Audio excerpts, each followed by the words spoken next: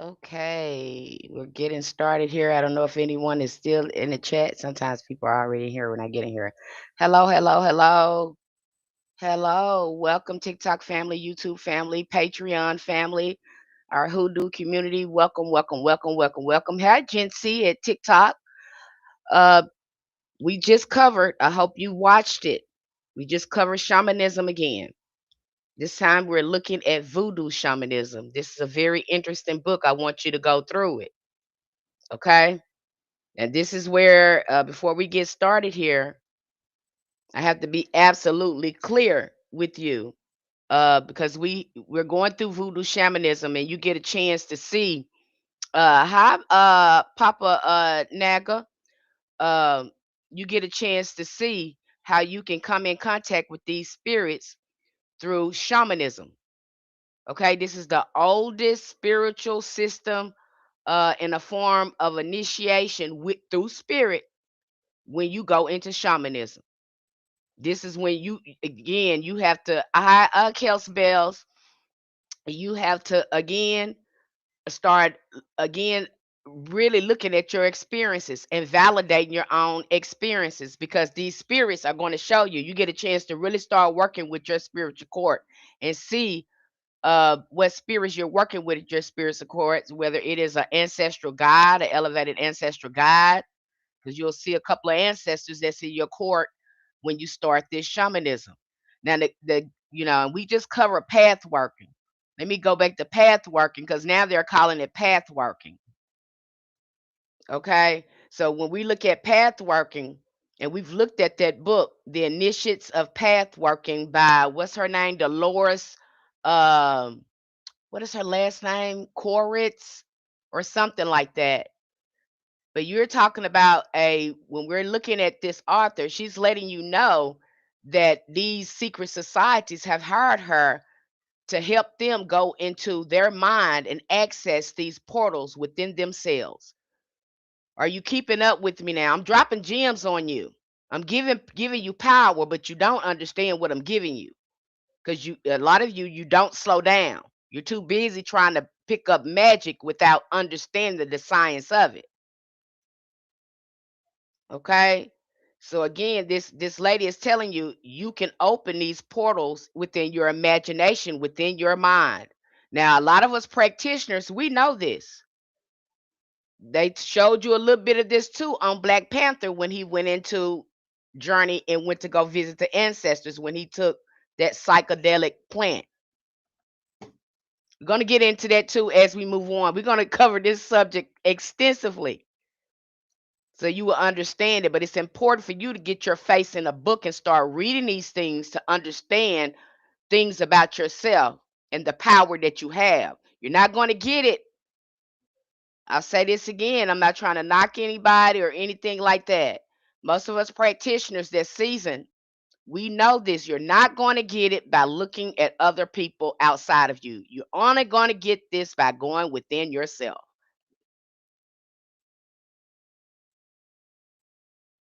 I'm giving you the tools right here.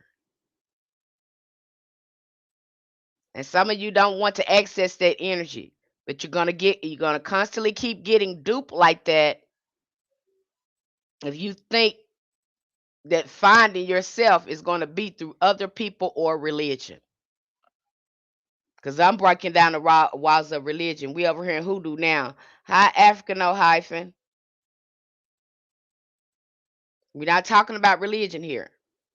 Okay, we're talking about your spiritual human experience and these spirits that already walk with you. They already walk with you. Now, when you go over there in a religion, they don't want you to know that. Okay?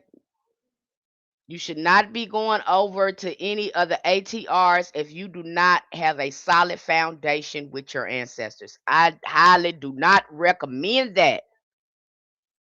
I can't emphasize this enough because people get over there for the wrong thing and you think you're going to get power from these spirits. No, you're going to get yourself together. You're going to get your character and all that stuff together. Things are just going to be raggedy for you. Okay, I'm giving you a whole bunch of jewels right now if you use them properly and stop trying to bypass, the important parts. Okay, start studying this for yourself and stop listening to people. We have a variety of books over there. Okay. Right now we're covering the book we have over there now. We have two books that I'm kind of covering right now. That is Path Working, the Initia's book, The Path Working. And if you read that book, it's three things that I like, three path workings that I liked in that book. She did an excellent job with the path working, the Egyptian path working. I like that. I like the angelic path working. Uh, I like that's good.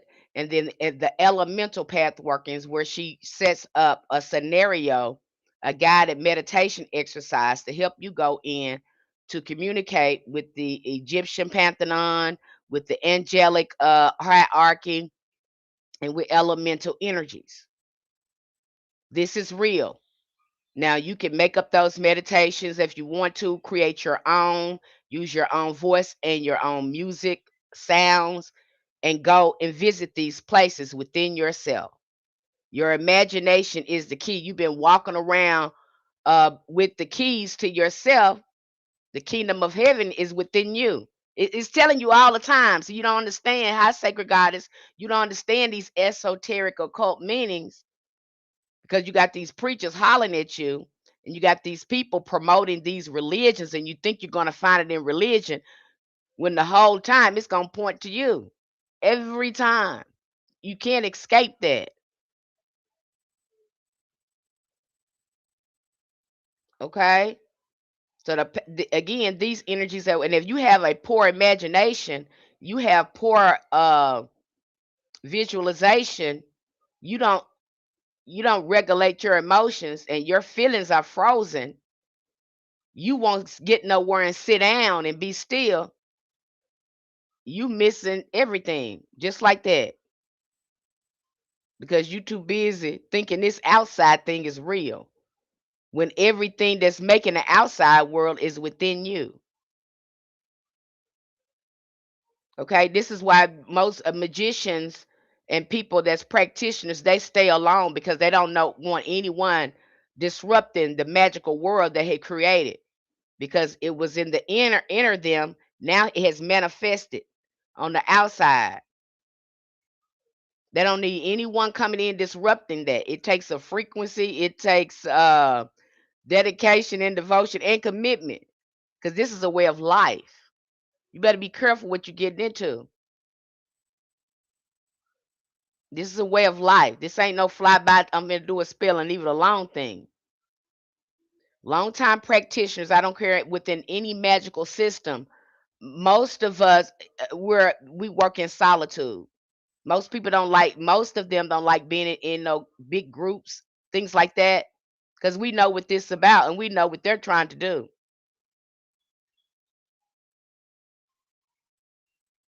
Okay, you had a practitioner on here. I shared it on the TikTok thing. He said that uh he thought he needed a teacher. He thought he needed a teacher. Had been studying a while for on his own. He thought he needed a teacher. They got him into a coven. He went into a coven and he was doing great things in there. They were marveled at some of the things that he was doing. But yet they were gatekeeping him because they were jealous of his talents and they were trying to find a way again to curb his talents and use them for themselves.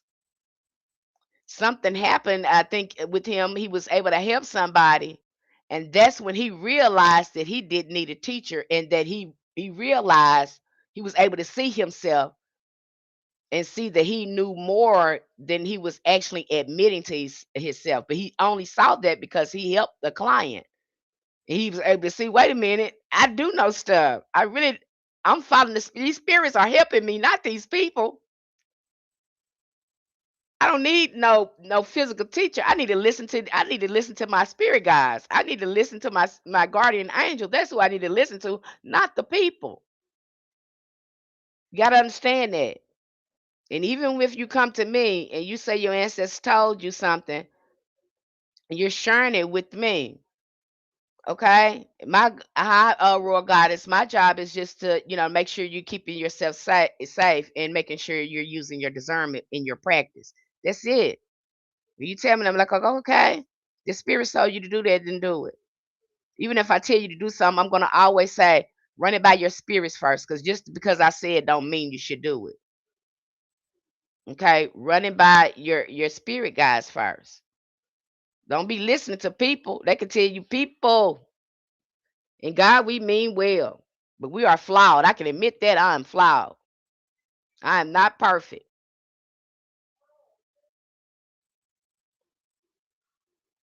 Okay, people are flawed. You got to understand that.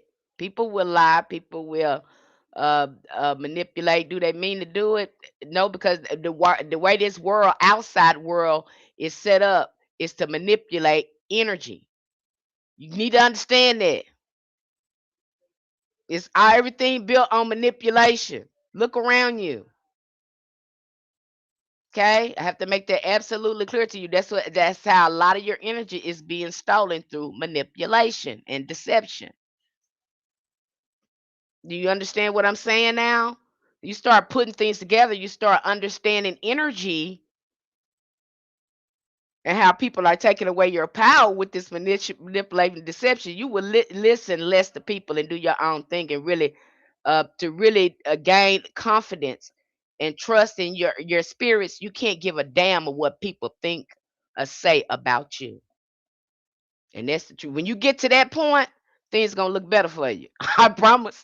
I promise. You can't give a damn. They go for your mama, your sister, anybody. You can't give a damn what they think. The only thing you need to be listening to is what's on the inside of you, and how your spirit guides, your elevated ancestors, your guardian angels are listening to you. What people say, do, or think about you is none of your business. Exactly. I don't like listen to anybody outside myself. See? And you come to and when you work with me, I'm gonna make sure you do that. Especially when you tell me you've had an experience, and some of you will do this.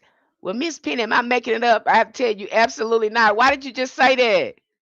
In the same breath, you know this just happened to you. So how you finna convince yourself that this didn't just happen? You just went through a journey work. You just came in contact with your ancestors. You had this experience. It was real for you. So why we gonna backpedal on this? We're not doing that. Okay, we're not doing that. You're going to document the information. You're going to do a divination test of spirits, and you're going to sit back and watch them work. You're going to see it for yourself. That's how that goes. Hey, Gerald. Hi, YouTube family. Hello, TikTok family. These worlds are within you. Stop looking at people. Stop jumping in religions when you don't even know yourself. Because you will get, if you don't know yourself, people can take advantage of you. Okay, now it'd be a different story if you went into a religion. You got a great foundation with your ancestors and your spirit guides. You can go in there with your spiritual ammunition, knowing you're gonna be protected no matter what, and you know what you're looking at. So, and you've been in your practice a long time. You studied this, so can't nobody make a fool out of you because you're familiar with ritual. You're familiar with going into the astral realm, talking to your ancestors and spirits. You believe in the confidence that your ancestor, I mean, these talents and gifts that your ancestors passed on to you. And in hoodoo and our ancestral magic, we are already byproduct. We are mediums. Bottom line, I can't help that ancestors gave that to us so we can talk to spirits. I can't help that.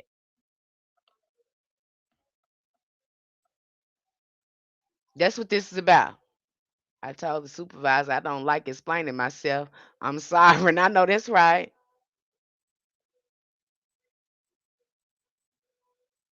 Okay. So a lot of you're gonna have to be able to trust yourself. This is because you don't trust yourself because these folks have brainwashed us into telling us we need somebody to teach and lead us. when really they've been indoctrinating us, put a whole bunch of crap in our mind we don't need.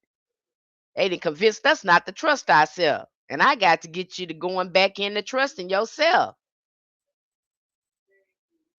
Okay, this is about you don't trust yourself, you don't trust what's going on with you.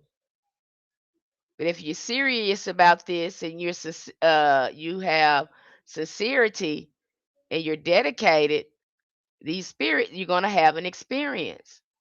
No doubt about it, you're going to see some progress. But if you're not committed, you're not being consistent and you're not being sincere, you will not have a experience. Matter of fact, things may get worse for you because you'll start crossing yourself up.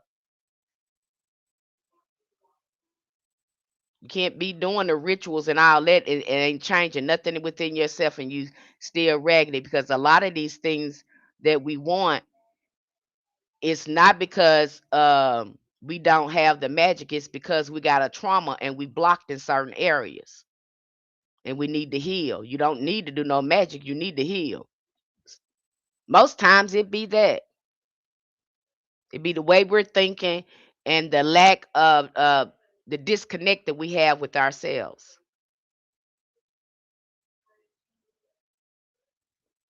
Okay? That you have the power to do this.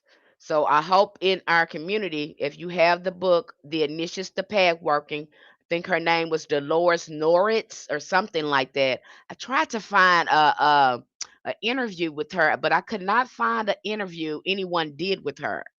But she knows exactly what she's talking about when we're going to visit these inner worlds. You're going to have to go within. You're going to have to trust yourself. You got to. Your ancestors did not make any junk. You will have the experience. All of this is within your DNA and within the collective consciousness. Okay, so let's go. I've covered a little bit about path working before we jump into shamanism here. I like this author that wrote this book. What is his name? Let me see. Do I have the book pulled up? Can I go and pull it up real quick, you guys? Can I pull this book up? And of course, you guys have the book. No, that's the wrong way. You have the book um, on our platform. Here it is, Voodoo Shaman.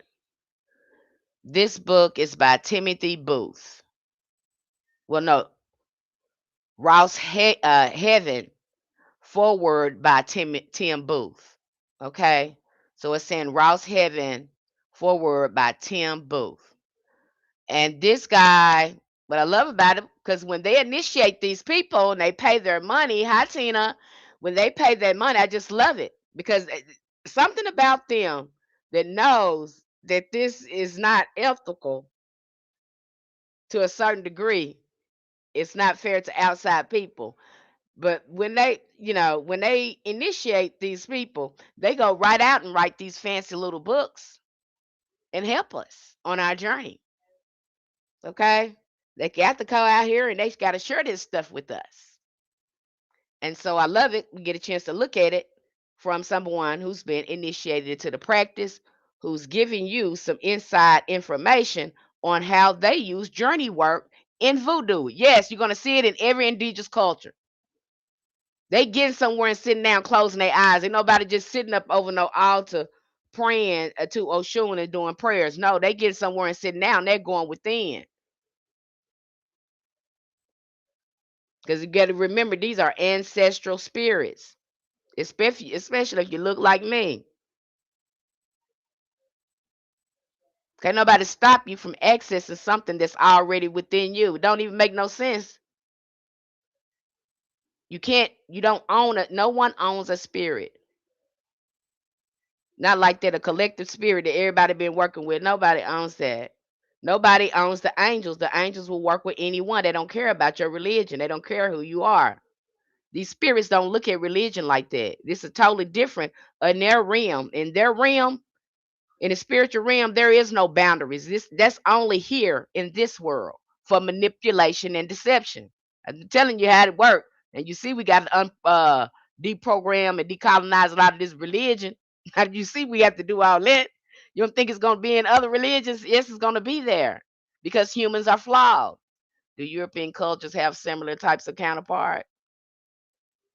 Yeah, they have their own ancestors. They have their own ancestral magic and things like that. Yes, they do. But they're also using the stamp hoodoo, and that what they're doing is not hoodoo. Okay, I think that's a little appropriation going on when they do that. They got their own effective magic. Okay, you have some of them that come over there and get initiated into our ATRs. Now they have access through rituals this religion has created for them. And that's what we're seeing with this book, Voodoo Shamanism. So let me go through here and do a little reading. I have some notes here. I'm going to stay on target for my community. They was like, Miss Penny, we like when you stay on target because they really be trying to get something out of these books. So if you can, if you have any questions, try to hold them after um, I finish reading this and kind of giving some insight on it. It might be on Amazon. Not sure if it's on Amazon or not. That's what Papa Nagma that Naga was asking me.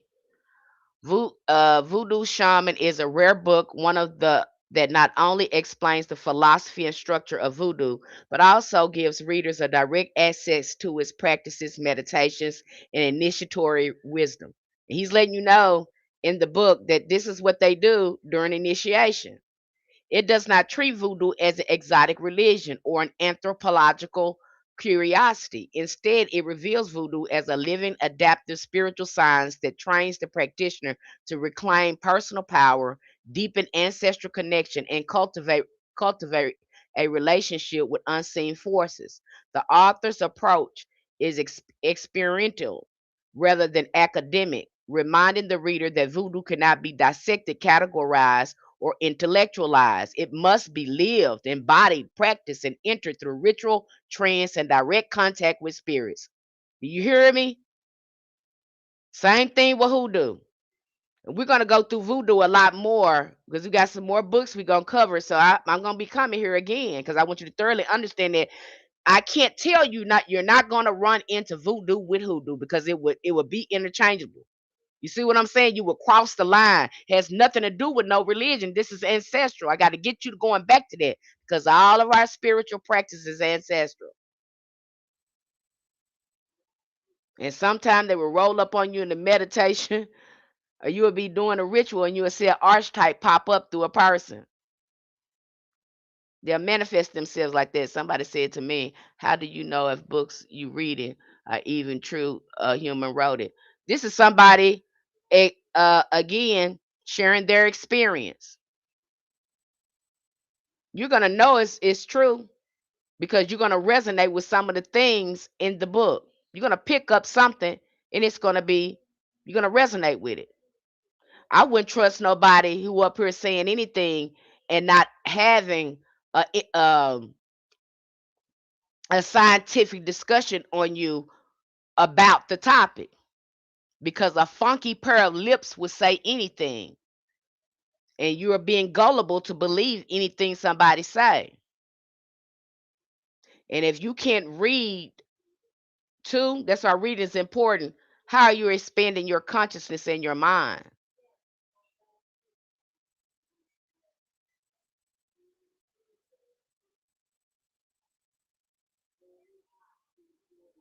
I don't see a reason why you wouldn't want to read or discover things for yourself.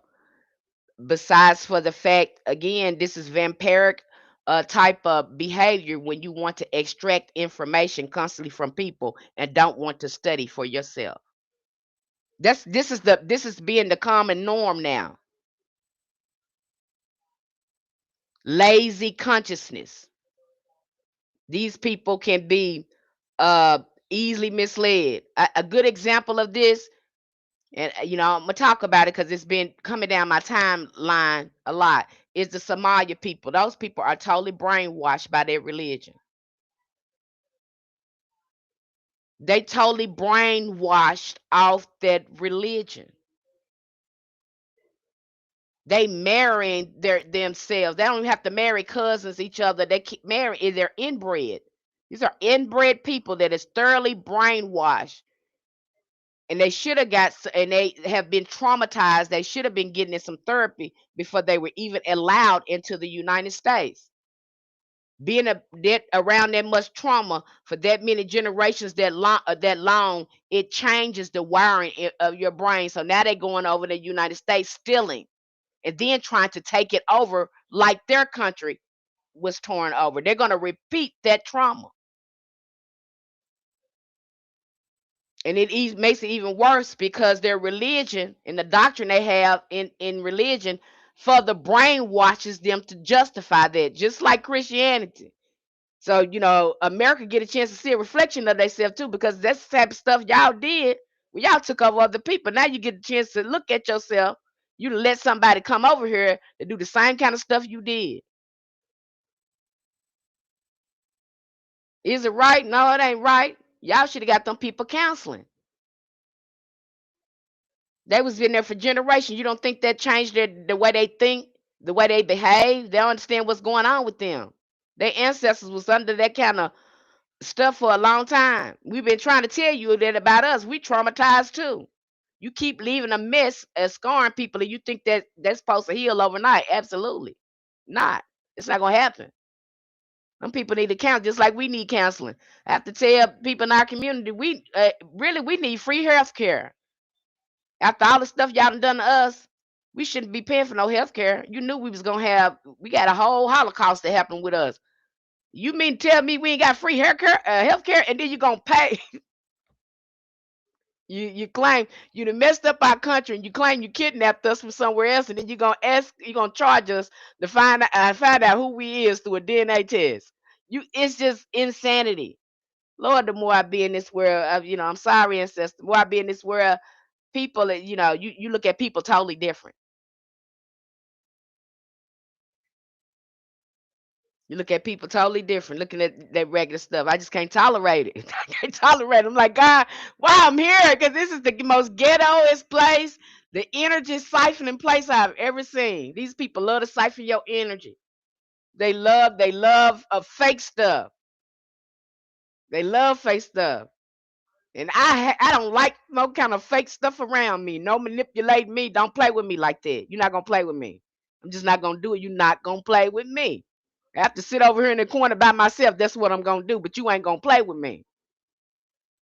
That's what's going on this planet. Is the energy, it's the energy heist. That's what's going on. It's the energy heist. That's what's happening here. I said the same thing. I'm done with 3D theatrics. It's something else. Okay, when you start looking at you say you want to be woke. You say you woke. Shit. Understanding these spirits and dealing with the spiritual realm and start seeing these people, your eyes open again. You say, what the hell? You have another awakening. You're gonna keep on waking up. You gonna keep on waking up. You ain't gonna always like what you see. Okay? You're gonna learn too to preserve your energy and pull your energy back from a lot of this stuff. And that can make some people upset, especially when you have boundaries with yourself and you say, I'm not gonna let nobody do me like that. Okay, I'm tired of people doing me like that. Not gonna give my energy no more. And this is for me. It ain't got nothing to do with them. And I feel like you trying to do some stuff. I'm gonna get myself and go get somewhere and get some peace because I'm not you gonna pull me in there with you. Okay. Oh yeah, you're gonna be like what in the hell. Okay. You'll see it, and you'll see it. And as soon as you're trying to get yourself together, that's when these spirit, you'll see them working through people trying to get to you. You'll see it when you get yourself together. So you have to be strong. I can tell if you doing the work because you're gonna come to me complaining about how everything is crazy. People is crazy. You starting to wake up. See, what the hell wrong with them? That thing see you awake. They see that light on you. So now more than ever, you need to beef up your spiritual baths and spiritual protection. Now, do people always know they doing it? No, but they not covered either. But you better cover yourself and try to exchange as less energy with them as possible because they feed now any energy attention that you give them. Hurry up and end it and get somewhere and sit down. Okay? Get somewhere and sit down and start saying some Psalms 91 and 27 on it. You hear me? Don't going back and forth with these folks. Okay? Keep yourself calm. Cause see, that's how they feed. They're gonna feed when you give them an intense emotional reaction. Watch it start getting yourself together and getting in alignment and watch them spirits. And they know what they doing because when you wasn't doing nothing, when you was raggedy, it wasn't nothing bothering you, was it? When you was raggedy and when you had yourself wasn't fixed or nothing like that, everybody got along with you, wasn't nobody after you. But as soon as you get your energy together and you become awake, you start taking care of yourself, then all these things, people start acting crazy with you and you understand what the hell is going on. That's what happens. You're awake now. This is what you said you want. Go ahead and clean yourself and understand people. Understand that people like that. And I had to train myself. I would be so angry at people, but as I mature, no, why are they doing that, Penny? It's something inside them. They sick and they don't know it. I had to start looking because I get so mad at people, but now look at it totally different. You're sick. You don't even know it, but I can't let you make me sick. So I got to go ahead and what you call it? I forgot. Let me go ahead and take care of myself and get away from you. Okay? Can't let you make me sick. I love you, but no, you ain't gonna pull me. You're not gonna feed off me. You're not gonna pull me into that. I love you, but baby, let me hold your hand when I tell you this. You are sick. Get yourself together. Go take you a spiritual bath. Think about what you're doing, why you're doing it. Okay? So I have to quarantine myself. I quarantine myself real quick. I sure will. Before I let you start doing that. Because somebody gotta have some sense. And if you're not careful, because I used to get into things like that, I would get into arguments, and not till I start healing. And I would get into arguments with people in the past. There would be very intense arguments. And during my healing, trying to repair, move these blocks and things like this, I was like, why is this so hard? And so said, because you was giving away your energy. You didn't think nothing was wrong with it at first. You didn't know how much energy you was giving away when you were in those high intense emotions. But you gave away a lot of magic, and you created a big block for yourself. So now it's going to take you a minute to get that back and move some of that stuff out. So you're dealing with energy, and that's exactly the energy you're going to need when you're moving your magic. Because if you can't feel your magic, you have blocked your magic, or if you're stuck in a certain, uh, a particular energy of anger. You got some of us that been highly abused, and we're pissed off every day, and we don't know why. Because something happened to you, and you never processed it. So now you're walking around with that heavy emotion all the time. You're angry, you're pissed, you're on edge, you're anxious because you were never able to process, whatever that thing was that happened to you, especially if it was very traumatic for you. These things matter. I have to talk about it this way with you because they matter. I can't dismiss this. I don't want you to dismiss it because you deserve to heal in that. And it could be just this small thing that's holding up some of your magic and you don't know it. You too focused on magic and people showing you things and not giving you a better foundation on whatever you're trying to do. You can't skip it. I'm sorry. It's just that way. Are you offering training people how to do it? Yes, you can go, again, we have a hoodoo community there. If you look like me, on Patreon, and the link is in our bio. On TikTok and on YouTube, you can go to our channel profile, and the link is there. Okay.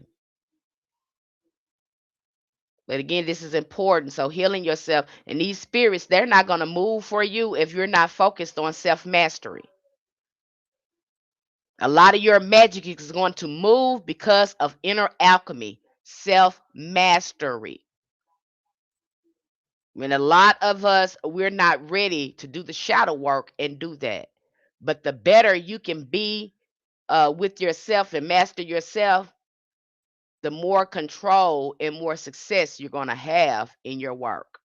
It all works together. None of this is disconnected. All of it work together.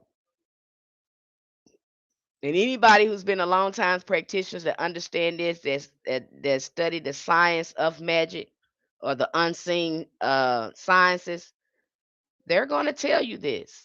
They talk about this in the occult all the time. They're telling you your mind and emotions got to be together. Your mind, your mind, your mind. Constantly, constantly, they're telling you that.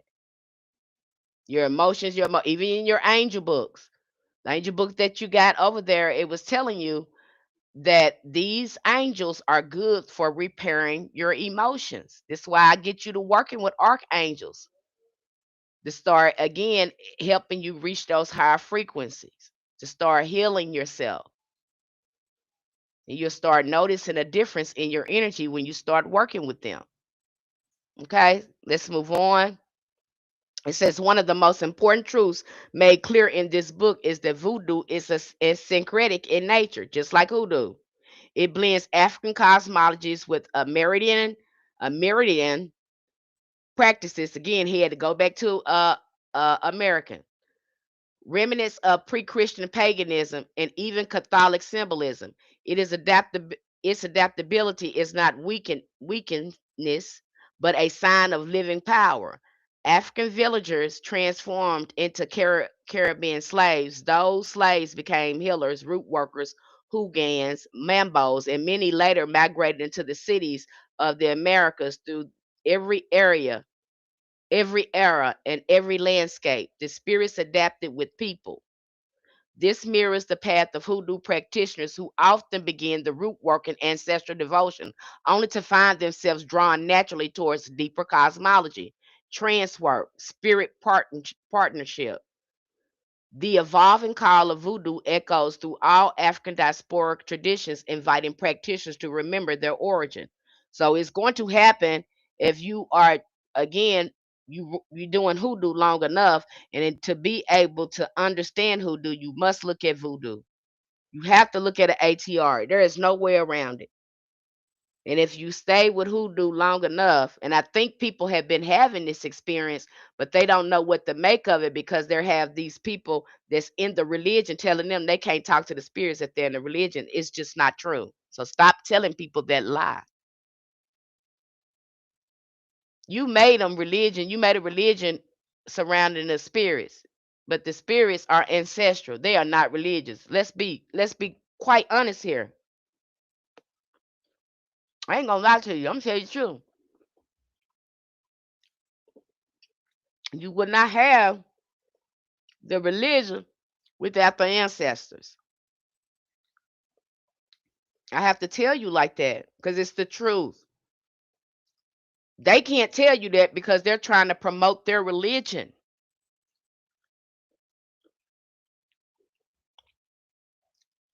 The religion is supposed to be there to keep the spiritual practice intact for the priest and priestess.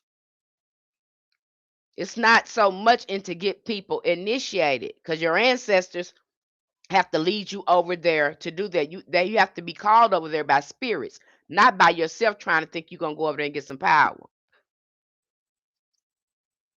This really should be done first, ancestral, and again before you even get over there. I recommend this for you to understand the science instead of going over there and they're going to start teaching you everything that I'm talking about right now. You're going to get over there and say, wait a minute, Miss Penny wasn't crazy. She knew what she was talking about. Absolutely. I've been studying this for 25 years. I know what I'm talking about. Okay. I have so many books, it's ridiculous because of the experiences I was having, because people weren't telling the truth. I was having these experiences with the spirits, but these people, they wasn't, it wasn't allowed to know what they were saying. Okay, so I had to start looking at my ancestors. What were my ancestors doing? And this will come up. So you will see hoodoo and voodoo, they will cross over. and they would start looking the same. At some point in some eras in history, they were looked at as the same thing. Voodoo was already in us. There's no, why are you going somewhere else to be initiated? Because again, in our spiritual practices, because it's adaptable, you'll see voodoo again when the African nations came in and you have the Indians. Now they became a greater nation. Now all those spirits is in the voodoo pantheon. They thought they was going to erase that, but no, you didn't erase it. You made it. It doesn't weaken it. You just heard him say that. You just heard the author say that. You didn't weaken it. You made it stronger because now you brought in more ancestral spirits. You made it more powerful. So there is no reason to go run to Haiti. There is no reason to go to run to Africa to go to practice voodoo. There's absolutely no reason for it. The ancestors will show you how to do it. I'm telling these spirits will have you doing the whole ritual that they doing over there in their religion. You'll be doing the whole religion in the way they're doing. You'll be doing the rituals. Let me say it like that. You'll be doing the whole rituals. And if they was to come in there and see you do that, they'll say, "Who showed you that?" And you will probably say, "My ancestors showed me that." And they would look upside your head like, "What?" Yeah, our ancestors was doing that. Now, it may look a little different, but they still was doing the practice. You're going to see that in hoodoo. You will see ATR rituals in hoodoo. That's what I'm telling you. So what is the difference? You'll see it in, you're going to see voodoo in there. They're not breaking it down to you like this, but I'm breaking it down to you like this because I want you to have the power and the knowledge. And I think now more than ever, people should understand what they're getting into when they're getting into these religions. Okay. The book emphasizes that voodoo is a spiritual discipline rather than a dogmatic religion. It does not demand blind allegiance to rigid doctrines. Instead, it teaches flexibility, intuition, responsiveness to life as it is. Voodoo practitioners learn consciousness and bypass the limiting beliefs so they can access vast intelligence of unseen world. That's what's happening there. Now they be going to this even more when we go into when they try to talk about voodoo in a scientific, spiritual scientific way. But we're gonna get into that next. I don't want to ruin it for you. But again, you have access to this. We're talking about shamanism now. We're talking about the collective consciousness that all people can access through their imagination, through their consciousness, through journey work. They're already selling it back to you through video games and virtual realities. They're ruining really your power by having you even focused on that. That's why, like I said, our ancestors didn't like that TV because they knew that TV was gonna mess us up. It ruins our imagination sometimes. We can't even visualize on our own. You know, uh, we got to have a visual in front of us. Okay. This is where the voodoo aligned with traditions recognize that effective ritual requires inner stillness, spiritual communication, full participation of the spirit. Magic is not simply performed, it is activated. And that activation comes from the inner world of the practitioner. Again, it comes from you. And if you don't, if you're not got the inner world together, you have not been going within, sitting with yourself, working with your imagination, visualization, looking at images that you can create in your mind when you go into meditation and visit these realms, then it's not, you know, not going to really make no progress. Even if you can't see, you need to be able to feel what are you feeling when you're in there. What are you feeling? Happy? Are you feeling safe? Are you feeling joyful? Are you feeling anxious? Because many of these spirits are going to be speaking to you telepathically through your consciousness and through your emotions. And if those things are not working properly, then things are going to be clouded and muffled.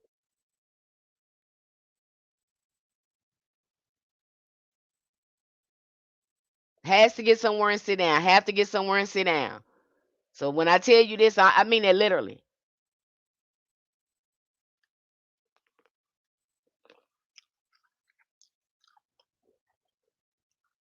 The spirit speaks in stillness and quietness, not in chaos and confusion. And if you got a whole bunch of racing thoughts going through your head all the time, you always feeling anxious and on edge like that, you're never in a peaceful state. You have to be in that peaceful state. If you're not in there, then you're missing a lot of communication. Is it your fault? No, it's not your fault. You just need to heal, and the communication will get better. Okay.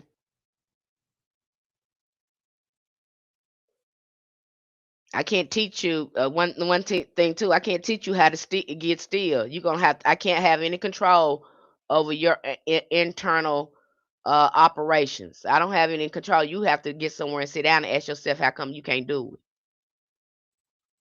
How come you can't do the work? How come? Why? Because when you start actually having to do this work, you'll start self sabotaging yourself. Your ego gonna try to self sabotage you. You're gonna start getting in your own way, making up excuses why you can't do this. You ain't got time, this or that. But you know you want to do it. This is how people cross themselves up. You got to learn some discipline and go sit yourself down. Tell yourself, I need to sit down. I'm going to sit down and do this. You got to have some discipline because them spirits ain't messing with you. Like you're not gonna make a headway.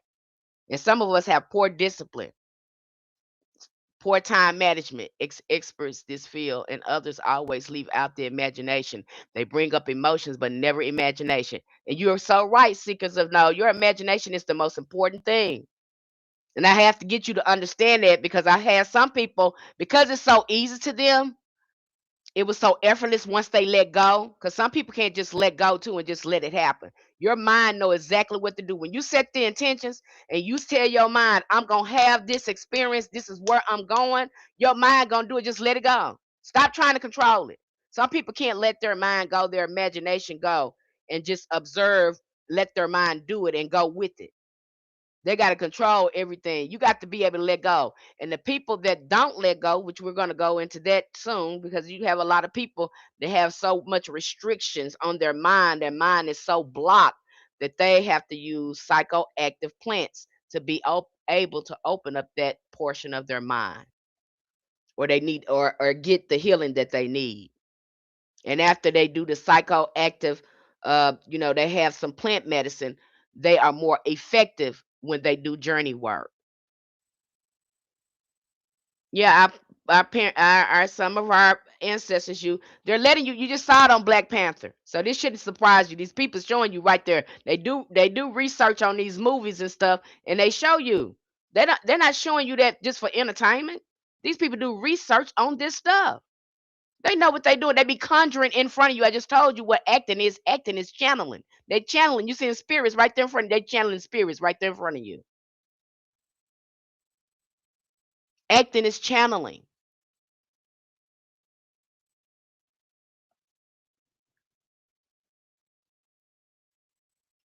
Okay, I just told what Taraji P Henson said. She said our chakras be wide open. I don't even know if I'm gonna come back from this character. She said it with her own mouth.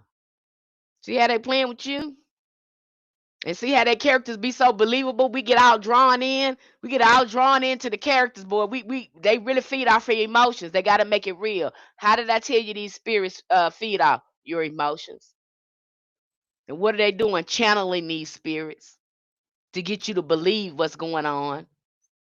Just like that show, Why Did I Get Married? Remember how the man had did his wife and had her walking in the snow, and she had to take have her ride in the car by herself and all this stuff. The man had posted something on TikTok. This is any movie that the man was raggedy like this. The man was just raggedy to his wife like this in the movie. Why Did I Get Married? The man had posted something on social media, but people believe that movie so much they talked about that man like a dog. But he was talking about his real life, and people were still talking about how he did this woman on Why Did I Get Married. You see how that stayed with him, that character stayed with him, and how much people believe they don't like him based on the character that he played. They still look at him through the character that he played. And a lot of them will tell you, those actors, they will tell you, just like Lisa Ray, she said when she did Players Club, things really didn't go right for her because people kept wanting her to be that type of character. You got some of them that won't play different certain characters because they know they're getting stuck in that energy, and that's not the energy they're trying to get stuck in. You have some, celebrities, actors like that. They say, I don't want to do that because that's not what I want to. No, I won't play that character. I won't do this. Why you think they're doing that? They know energy is real. They don't play with it. They don't play with it. That's their boundary. I'm not doing that. So it's very powerful. So all your imagination is very, very powerful. But you have to be willing to let go.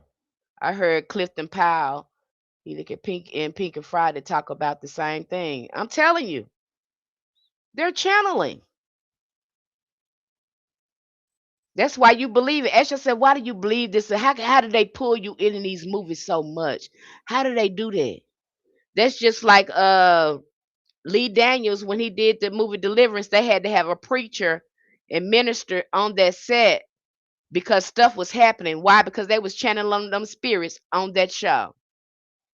So when you was watching that show, you were coming in contact with them spirits they were channeling. That's why it seems so real.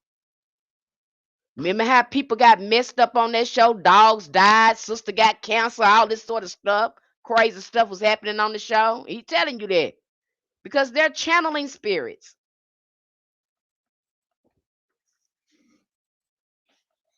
They know exactly what they're doing. They evoking them on a physical on the plane when they go to channeling like that, and people will get hurt. Go look at some of them scary movies that them people have talked about. They done, and especially if they based on a true story. Those people are going to tell you that they came in contact with those spirits. Go read some of that, read the backstories or the documentary of a movie that was scary, that was true. And they may start to tell you that, hey, some weird stuff start happening because y'all stood up there and start channeling them spirits, reenacting. You were doing a ritual to reenact it.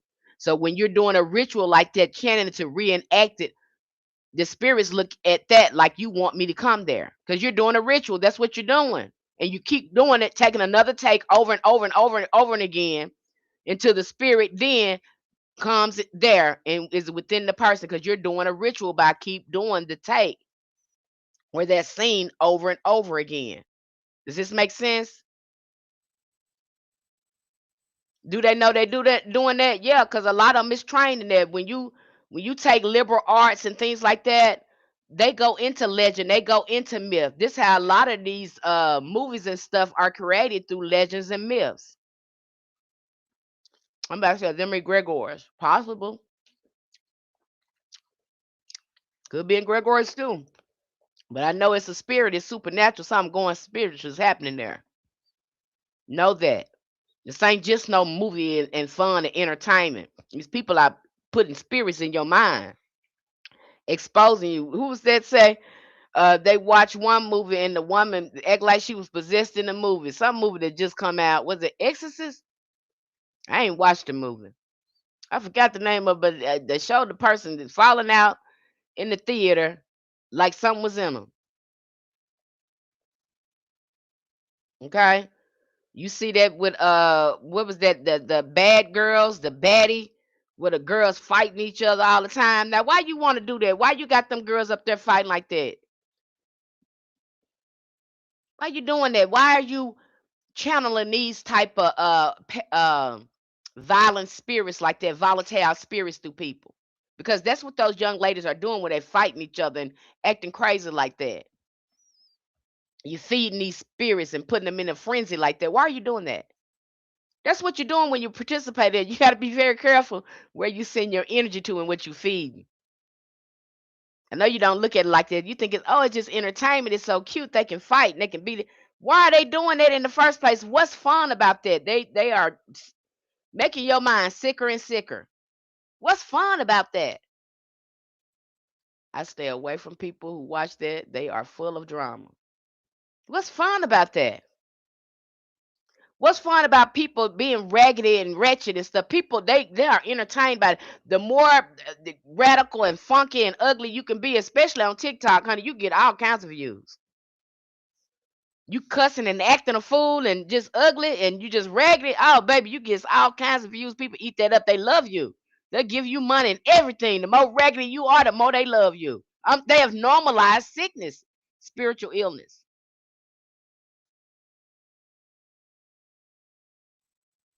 lack of boundaries. People want to see everything about your life. They want you to tell you everything. That's so parasitic. You want to see every part that's entertainment. Their life is entertainment for you. It's crazy. It was, I was seeing one video. This been a while ago. Somebody was drowning in a pond, but instead of that person saving them from drowning, they sat there because they wanted to get views so bad. They sat there and watched that film. That person drowning in the pond did not help them at all. They were more concerned with trying to get the views. This is where that camera stuff gets you. See what I'm talking about? Makes you kind of crazy. You don't know you crazy until you sit down and start asking yourself, what are you doing? What are you looking at? How is this helping you? You gotta start asking yourself questions. You'll learn how to move through the static. Cause you gotta learn how to move through the static. What they talking about? What is saying? All that, get on over there. You just causing static and contrast. Get on out the way. That's how you gotta move because you're dealing with energy in people. You think you're dealing with people. No, you're not. No, you're not. You're dealing with these frequencies and energies that are controlling people. And as soon as you start getting yourself together, you might find yourself in spiritual warfare. That's the main thing. That's why I get you started with taking spiritual baths. You need to perfect protection, cleansing yourself, healing yourself before you do anything, pick up anything. That should be mastered first. Healing self, working on you, developing a relationship with your ancestors, being consistent with your ritual. You start picking up anything, you should be focused on healing yourself.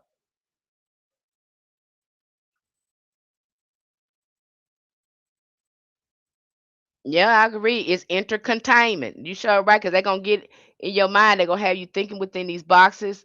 You know, be careful about what you're watching, what you're giving your attention to, and how people are manipulating your energy through your emotional reactions. Because a lot of that goes on. You're getting that too. You'll see that in the media. You'll see that through politics as well.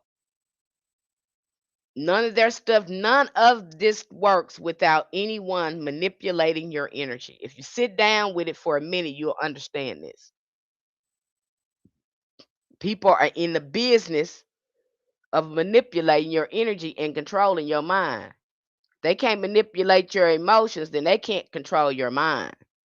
But they're getting by way access to your mind through your emotions. Because really we haven't been taught mental and emotional wellness. You don't know how you sick you is until you start trying to get well mentally and emotionally, and you be like, "Oh my gosh, I was sick." Yeah, you was. Okay. So again, your med, you got to be able to feel. You got to be able to see. If you're not doing the inner work, again, without the spiritual contact and your ritual, it just becomes empty. Without inner development, your work is not, it's not going to have the force or the movement if you want it to make, you want it to have. It's not going to move the way you want to. And some of us, this is what's going on. Your house is clean, everything is clean except you on the inside. The inside of you is not clean. You haven't been working on the inner you. You haven't been removing things and dispelling things out of your energy. You won't get nowhere and sit down and be quiet. Stop calling your friend and telling your friend your business because they can't help you. Not with what you want. So stop it. Stop gossiping with people. Are you talking about you or are you talking about somebody else? Stay focused on you. Try to figure out why you can't focus on you. Because you will start seeing too. As soon as you get ready to focus yourself, your mind will start thinking about something else to keep the focus off yourself. Ask yourself, why am I doing this? Why I can't focus on myself? All thing I have to do is sit here and focus on me. But I gotta find something else to do. I can't. It ain't nobody else messing you up. Sometimes it be us messing up. I know because I had to sit with myself. Like, why come I can't sit down? What the hell is wrong with me? Only thing I do is sit down and listen. But I'm trying to find some type of distraction. Or I make up an excuse I ain't got time. It ain't because I ain't got time, it's because I haven't made the time. I got time. I had to get real with myself. Penny, how important this is to you. Now you can't be saying this and then doing that because you're crossing your own self up.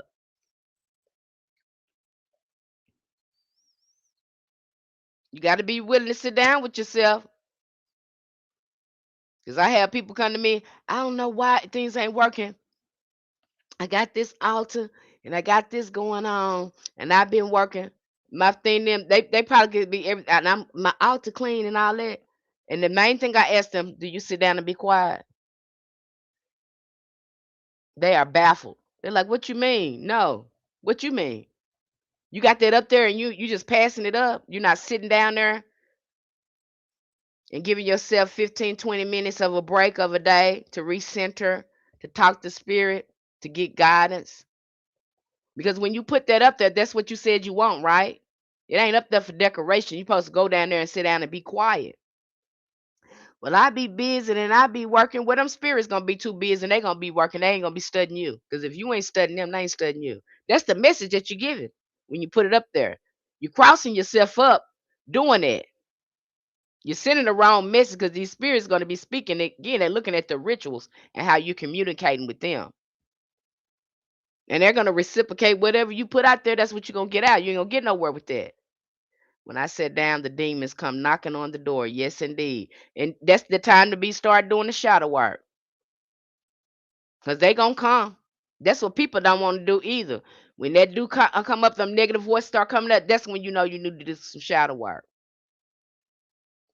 Now, you're gonna need them spiritual baths. You're gonna need them uncrossing baths. You're gonna need them white baths. Oh, baby, you're gonna need them. You're gonna need them purification baths, some hyssop, some lemongrass. Oh, you're gonna need all that. You're gonna understand why their ancestors had them bads, because that's what they went through when they went through a lot of trauma. You don't think they had negative voice, hearing negative voices, getting beat and told you ain't nothing but a, you ain't nothing but a animal. You don't think that they experienced that? Some of us got bipolar and anxiety disorders now because of this generational trauma, and some of us don't know we have it. Some of us have it in our bloodline and don't know why it's in there. What you think happened to your DNA when it goes through trauma? That stuff is stuck in us. Just like you see them Somali people over there in the United States, they don't even see themselves. Them people should have never been given no government positions, and none of these people then been through traumatic, people shooting and all this stuff all over there and acting crazy and unaliving each other. You gonna put them, boy, you should have put them people in some therapy. You know them people is crazy. They've been in the war zone for years, generations, and then you gonna get it. And you don't think, and now they sit up there talking about it. It's so crazy. God, I have to laugh at it. They have said that Minnesota is their home. That God told them this is where religion get you, and all that war and all that stuff, and get you brainwashed. And these people, they they ready to fight about that. You hear me? America better watch out because these people ready to fight about that. Now, how long they been brainwashing each other with this? That hyssop must be strong works because I've seen mentioned a few times in the book in the community. Yes, and you go right to 50 Psalms 57. Forgot to go to Psalms 57, and he talks about that. Read that scripture when you take that bath. Say it over your water. Wash down. Did we going? We getting ready to go through spiritual baths again too. So you'll know if you're taking a proper spiritual bath. So I do a lecture on that. I'll go into that later. But yeah, you need to clean yourself. Okay, that's what a lot of you understand that once you can start getting it together,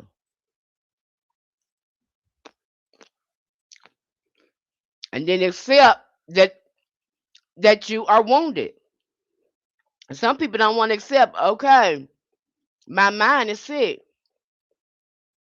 Okay, take that time to grieve, cry, feel those emotions. That's good that you're feeling again. Feel what you're gonna feel. I'm not saying stay in it long, but you need that lets you know. Okay, my emotions not frozen. I can feel anger. I can feel sad. I can feel happy. I can feel joy. Document how they feel because you're going to need those emotions to understand how they feel when you start doing your work and learning how to conjure those emotions to get your work moving. Channel those emotions. Same thing what them people do on TV. They know how to channel their emotions. They know how to work with their chakras. The same thing you're going to do. Even when you acting at your altar, music is a good way to start channeling and accessing high intense motions of joy and love. Music is a good way to get that started. Makes it almost effortlessly if you know what you're doing. If you know yourself, you know what brings your emotions up and what brings your emotions down. You set enough time with yourself, a self-awareness, and look at yourself and knowing how you operate. Some people don't even know how they operate. They just be doing stuff. You don't know how they did stuff. That's why I ask them when they do stuff. I'm like, why you did do that? They got.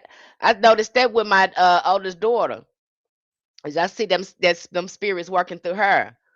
And so when I asked her, I said, why would you do that? High ethereal strength. She could not answer me.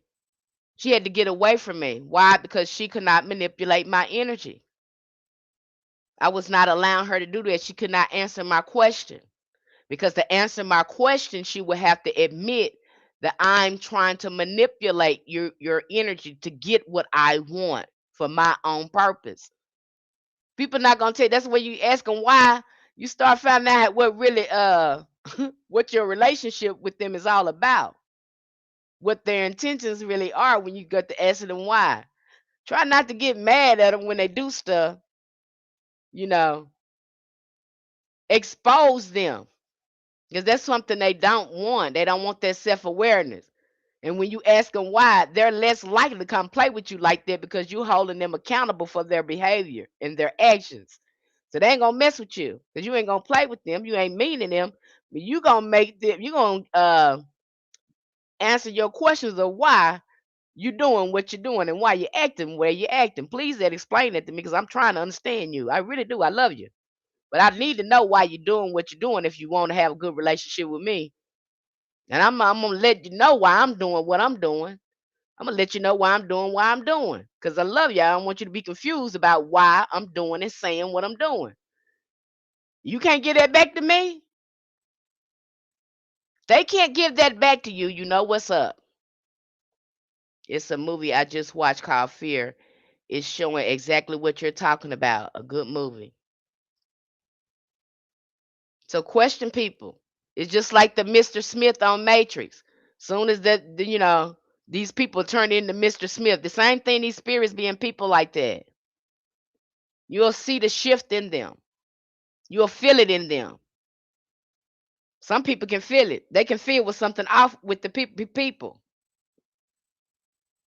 They know right off the back that it don't feel right. They want food with the person. You'll know it too.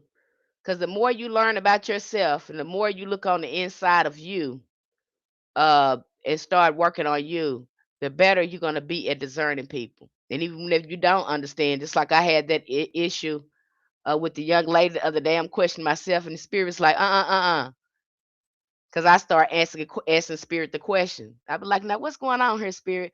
No, that ain't you. You did this and this and that. This is this. You'll be asking yourself, you won't be so easily fooled. You will be slowing down, asking, going within, asking yourself questions. You're going to have the answer. But people got you throwed off and looking on the outside, it can be confusing. Okay, so again, look, the inner world is so important. That's why we're covering again. That's why we're covering shamanism. That's why we're covering path working. You cannot get past going within. Nothing is going to work if you're not willing to work on you, within you. You know, you got some people. I don't know how practitioners feel like this, but I was hearing this man talk about how he was helping this woman to get this man back that went on. He got married. He was in a relationship. You know, going on with his life. They was broke up.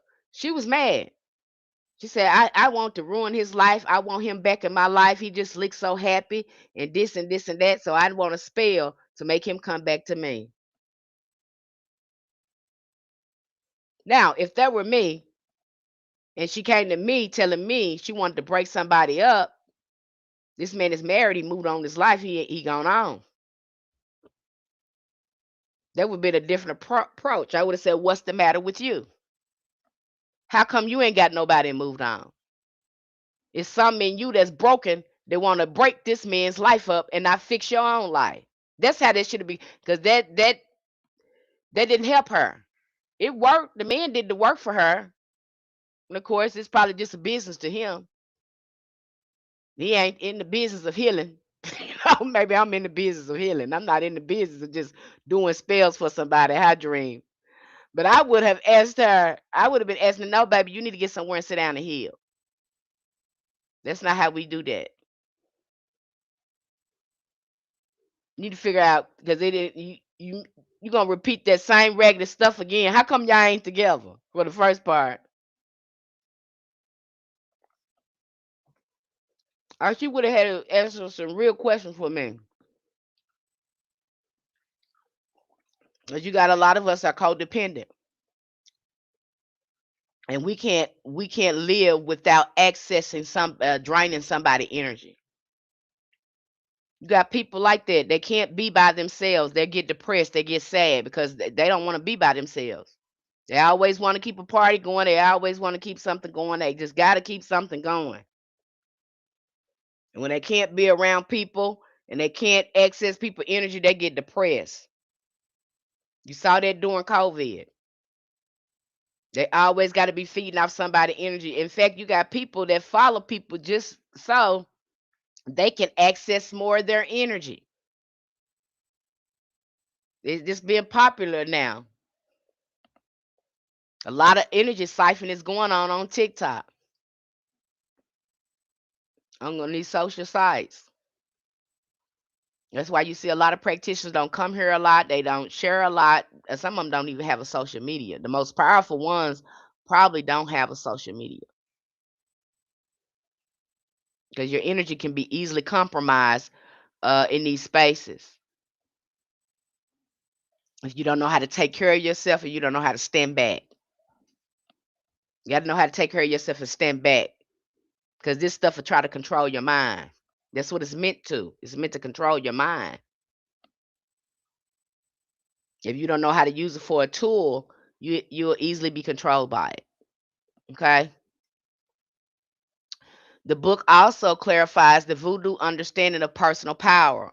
In Western society, people gain power through social role boss, parent, title holder, degree. In voodoo, none of these roles have any meaning to the spirit world. I would tell you,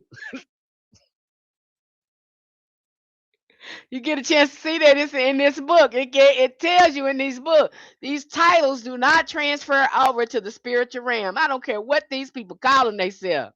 Priestess, royal, goddess, queen. I don't care what you call yourself in this physical realm.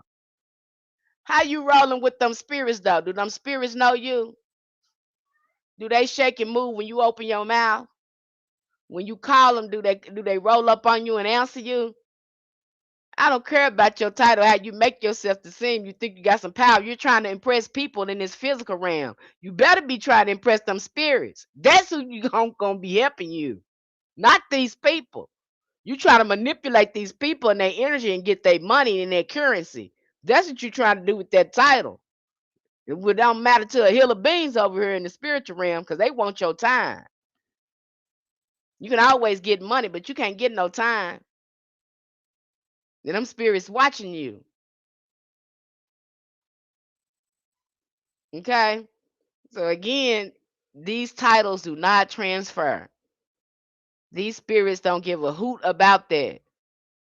They care about your ritual, your consistency with them. They care about you healing yourself and becoming a better person to access all your gifts, abundance, and healing that you need for yourself. And titles don't matter, Hilla Bean, get that out your head. And some of you are proudly said, I'm in Lakumi or I'm in something. You're proudly say, why are you saying that? It ain't got no relationship with the ancestors, but you over there in the religion. You over there in the religion, strong in the religion. You don't have no absolutely nothing about your ancestors.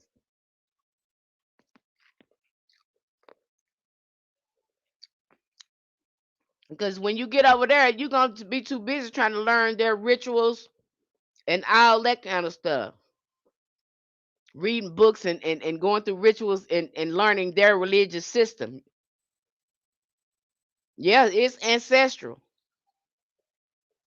But if you ain't got your ancestral ritual together independently before you go over there, you're going to be detached from them. You understand me?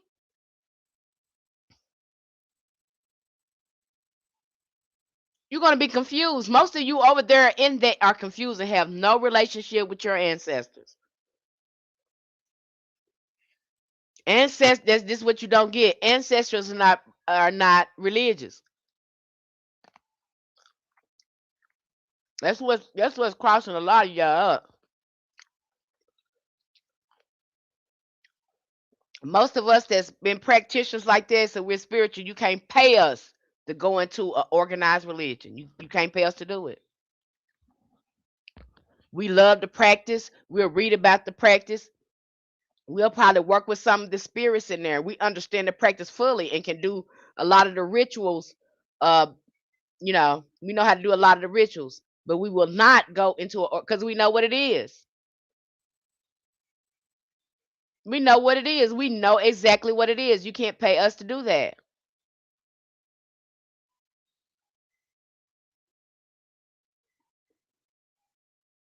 So don't think over there. I have to laugh about it because this is the way people think. I have to laugh about it. They be so proud. They be so proud and be lost as hell.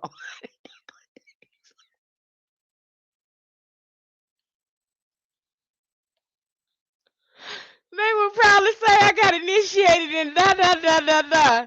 But you standing up in here in front of me and confused. You can't even go to them people.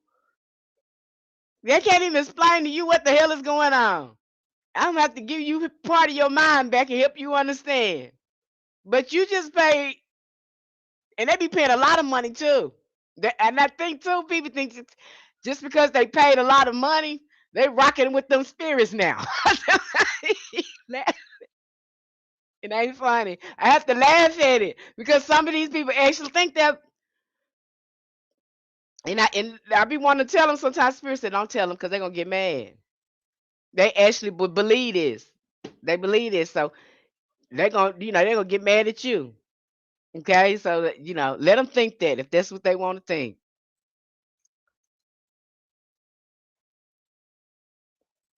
And think about what you now. If this was working and you had a great comprehension of it and you knew what you was doing, why am I looking at you? If your godparents were breaking things down to you and helping you understand, why am I looking at you?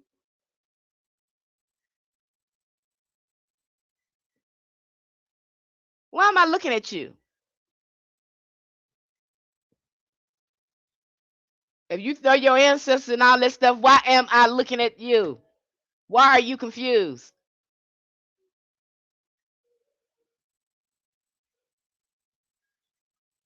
You guys ask yourself that. Why are you getting over there? Have a good, solid foundation with your ancestors before you do anything. Ask your ancestors before you do anything, beloved. They all of them don't want you to be initiated, and sometimes they'll have you dreaming about the voodoo and the orishas because they want you to start working with them. That when you see that, sometimes they be that's the spirit already initiating you. You'll start having dreams about angels, saints, and ancestors. Again, that's the initiation process. It has begun. It's not when you get into religion. It's when these spirits start coming up in your dreams, rolling up on you. When you start getting a breakthrough through your rituals and all the initiation has begun. It's not the religion or the title. You can be over there in the religion, have a religion, and be over there a long time to learn a whole bunch of things. And ain't no spirit talking to you. You just as confused as you want to be. Because you thought in your mind, because this is the way men think. You got to believe man made this religion. Let's get real. Men thought because they made a religion, it was going to give them power and control over it. Women didn't make that up, they did. And you think I want something that they made? I don't want that. That's a man made idea. And I know spiritually I am superior to him. He like intellectualizing thing. I have to remind him you need to feel some stuff and stop trying to think so much. Why would I take something from him? I wouldn't take nothing from him. He made it up. They have let you know over there in Ifa, over there in the ATRs, that many of the women see they know this. This they got some cleaning up to do in those religions too. They let you know that women don't have to go through a ceremony for divination because women are superior in divination. Men are required to go through that ceremony for divination and not women.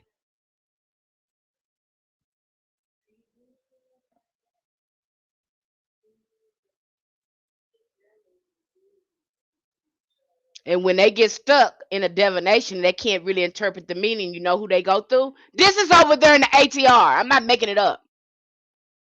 You know who they go to? They go to the priestess. When you're looking at that ado, that circle that they are doing the ado with, and they throwing their shells and stuff. That is a yoni.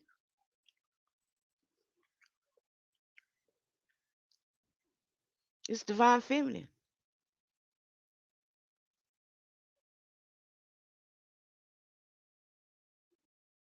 None of the religions and none of the spiritual practice will work without divine feminine energy. None of it will work without it. What does it tell you? I know what he tell. I know what they told you, especially in Christianity, that this God is a man. Have you seen any men embody what this God is saying in this Bible? I ain't seen none of them do none of this. They will tell you in their books. I have to take you to it in their occult books that the God that they are trying to reach is the divine feminine.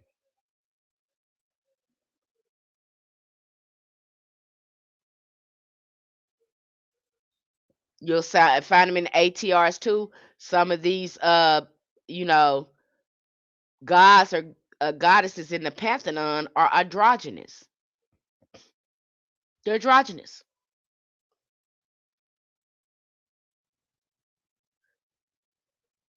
So no, I don't recommend, until you understand what's going on, you know, and to the ancestors, you start steeping yourself in ancestral wisdom and learn more about your ancestors. I don't recommend any religion until you understand the power that you have.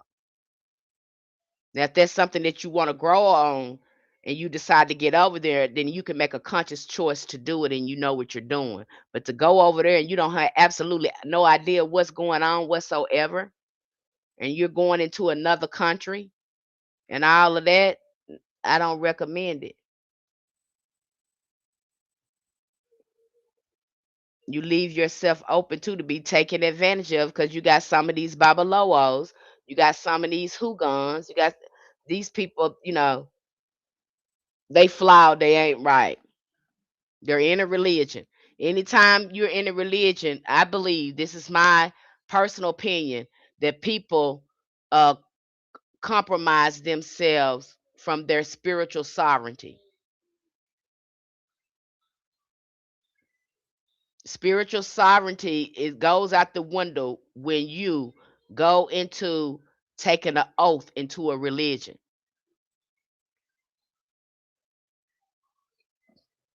Common sense go out the window too now because now you got to do what people uh go by their rules now because you didn't gave somebody permission to be over you. Now, do I think godparents have that place and elders have that place? Absolutely.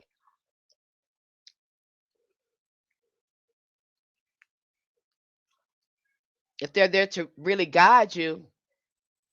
But I kind of draw the line when it comes to religion because I feel like, again, too, you're giving over your spiritual power and spiritual sovereignty when you do that. That's just my take on it. And I know a lot of practitioners that are solo, they feel the same way. And I've had the experience when you come in contact with other people, they can see how gifted that you are, or how much the ancestors have showed you, or they can see you start making progress. People are just flawed like that.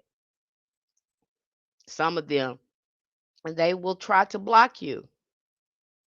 They will try to gatekeep you. They'll try to, find ways where they can benefit off your stuff without you even know it. It's just people like that.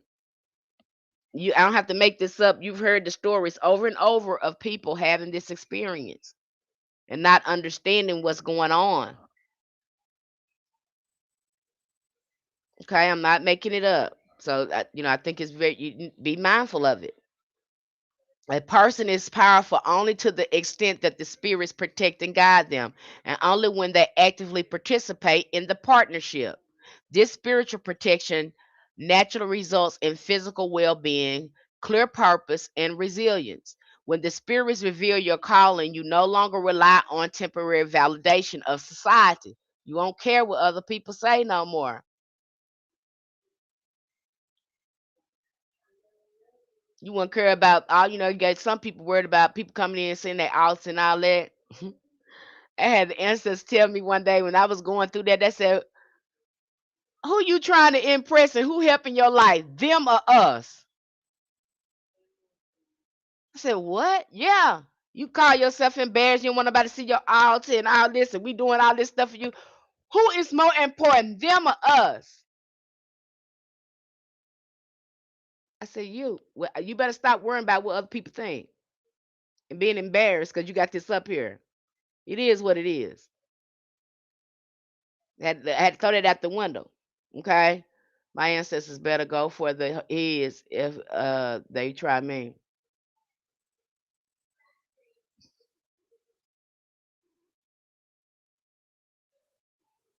Okay, so again, this is a partnership. This is a partnership. This is a two-way street. These spirits are not your slaves. They're not just going to want and do everything. You can control them to do everything that you want to do.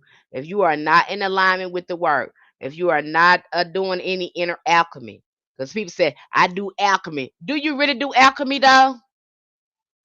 Or did do you really do alchemy?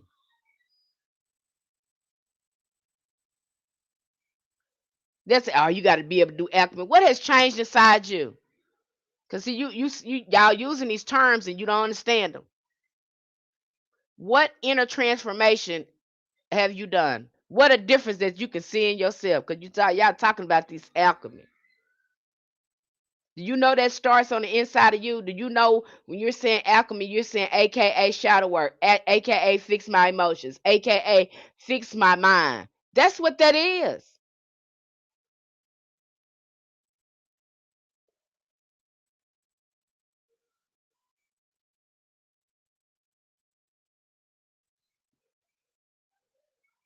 Okay, that's what that is, beloved. That's what alchemy is. It's nothing on the outside of you. It's always on the inside of you. It ain't gonna be through nobody else.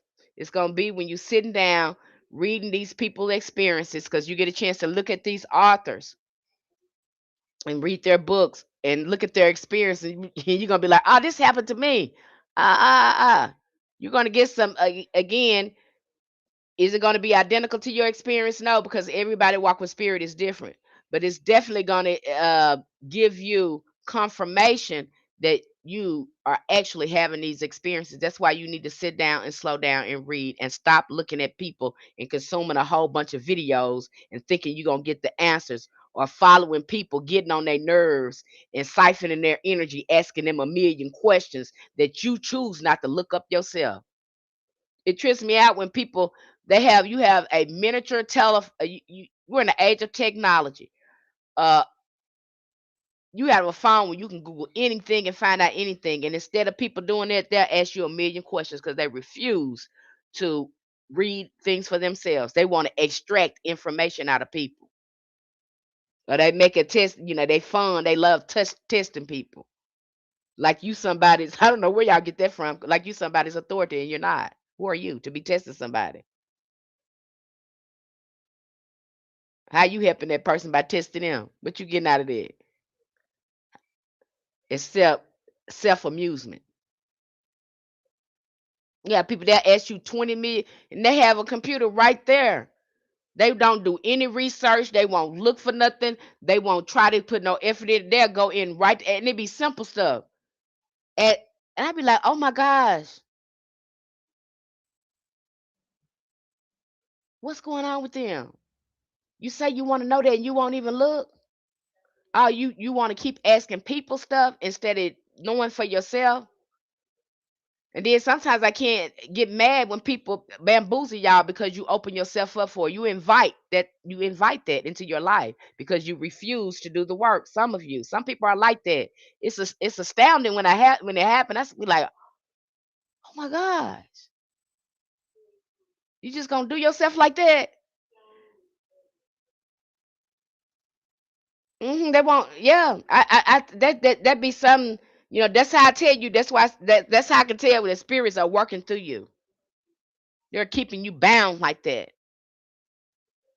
And that some of you, do you do it on purpose? I don't think you do. I don't think how much some of you know how much you're feeding off other people energy by dressing it up for you being a victim and a helpless and powerless person. Some people love being a victim. They always got to be a victim. Some all hell happen to them. They're just so powerless. Oh, they love that. They love that role because they get to siphon a whole bunch of people energy. They sick. You got to watch people too. That's all when you always around them. They always sick. They always talking about their illnesses. Get away from those people. Get away from those people. Them people that always sick. They always want to talk about their sickness with you and what happened to them. And all. Get away from them. Get away from them. That's how they siphon people energy. People always crying. They're powerless. They can't do nothing for themselves. They can't speak. Get away from those people. They invite this type of energy into their life and then try to act helpless and powerless. Because what's gonna happen? You're gonna start to see your life start to crumble when you start to help them. You're gonna see your life start to crumble. You're gonna know what the hell is going on. And you're gonna start seeing those spirits again, jumping around within them. You're gonna start seeing some behaviors and stuff. You know, I, if I hadn't seen it for myself, I wouldn't have believed it, but it's very true. And they claim that they are not doing this. They claim that, no, I ain't did that. I ain't did that. Then you go to, trying to help them, and you find out this person is raggedy and they is inviting this stuff into their life. They have poor boundaries. They're codependent. They people pleasers. They lack discipline. You'll start seeing all that stuff with them. You got people, get away from those people. Get away from people that always think they got a curse on them. No matter what prescription you give them or whatever, the curse is still there. Get away from them. Leave them alone. Let them keep that curse. They don't want to be helped because that's how they getting their attention, by saying they got a curse on them and holding on to that.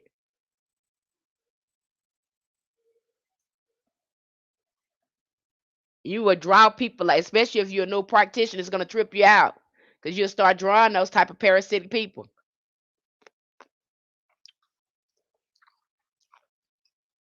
Just like the young lady, she claimed she wanted me to do her chart. She claimed she didn't know what was in there. Okay, she said she claimed she didn't know. Then she started acting like the chart just wasn't right, and I'm like, how is the chart not right? We putting in numbers here. We can't get numbers wrong. I'm putting in every number you gave me. These are calculations. So how you gonna go to another website and get something wrong when astrology is all about numbers, geometry, placements? So how you gonna go somewhere? What are you getting out of this, young lady? Oh, you want to play? Then when she said mad or angry, I said, oh, this is a game for her. She wants to feed off me. She wants to make me mad, angry, upset. Now let. And then the minute that I wouldn't let her do that, I'm mean. No, you don't get a chance to play with me like that. Find you somebody to play with, but it ain't me. I ain't mad about it. I ain't angry. Very perplexed. I just want to know why you was doing that. That's my thing. Like, why you? Because I want to see. I want to see why you doing it. Why you doing it? Because when you tell me why you're doing it, I get a chance to see that thing in you. And if you can say why you're doing it, maybe you can release it. But you ain't gonna tell me that because you want to continue to feed. So you really have to slow down and look at things and take care of yourself. And you don't know how much you have been used like this because you didn't slow down and take care of yourself. Hey, that homeschooler. So again, don't look at people's for validation. You're testing your relationship with the spirit. So when you have an experience with them in meditation, you're gonna document it. You go to your altar, you need to be going directly to that altar, keeping in mind that you might be there for a while. When you set out your offerings and your food and things like that, go ahead and do your meditation. Go in and go in astrally and start talking to your ancestors. Are you making it up? Does it matter? And if you are making it up, it's real because your mind chose to make that up. So if your mind and your intuition is telling you what they're saying, that's what they're saying.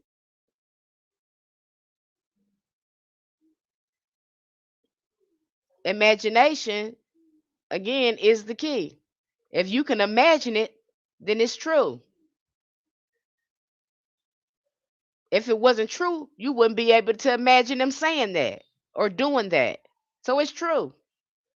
Document it. Go do a divination. It's gonna trip you out how accurate it be, and you're gonna be like, "Wait a minute, wait," because I see it on your face all the time. Wait, because you can't believe you're doing it. You can't believe when you start doing journey work and you start connecting with your spirit guides and your ancestors through meditation. You're gonna be tripping yourself out because it's been easy. You've been able to easily do it because nobody told us about that. They was keeping you distracted from that. They go through all this trouble to keep you distracted from that. It really should piss you off. And you could have been fixing your life and doing this from the beginning, but nobody taught you that. Nobody emphasized that. And then that's when you're gonna see too, is this really magic? Is it? Is it? That's why I have to look at you. I don't know. You tell me. What is your experience with it?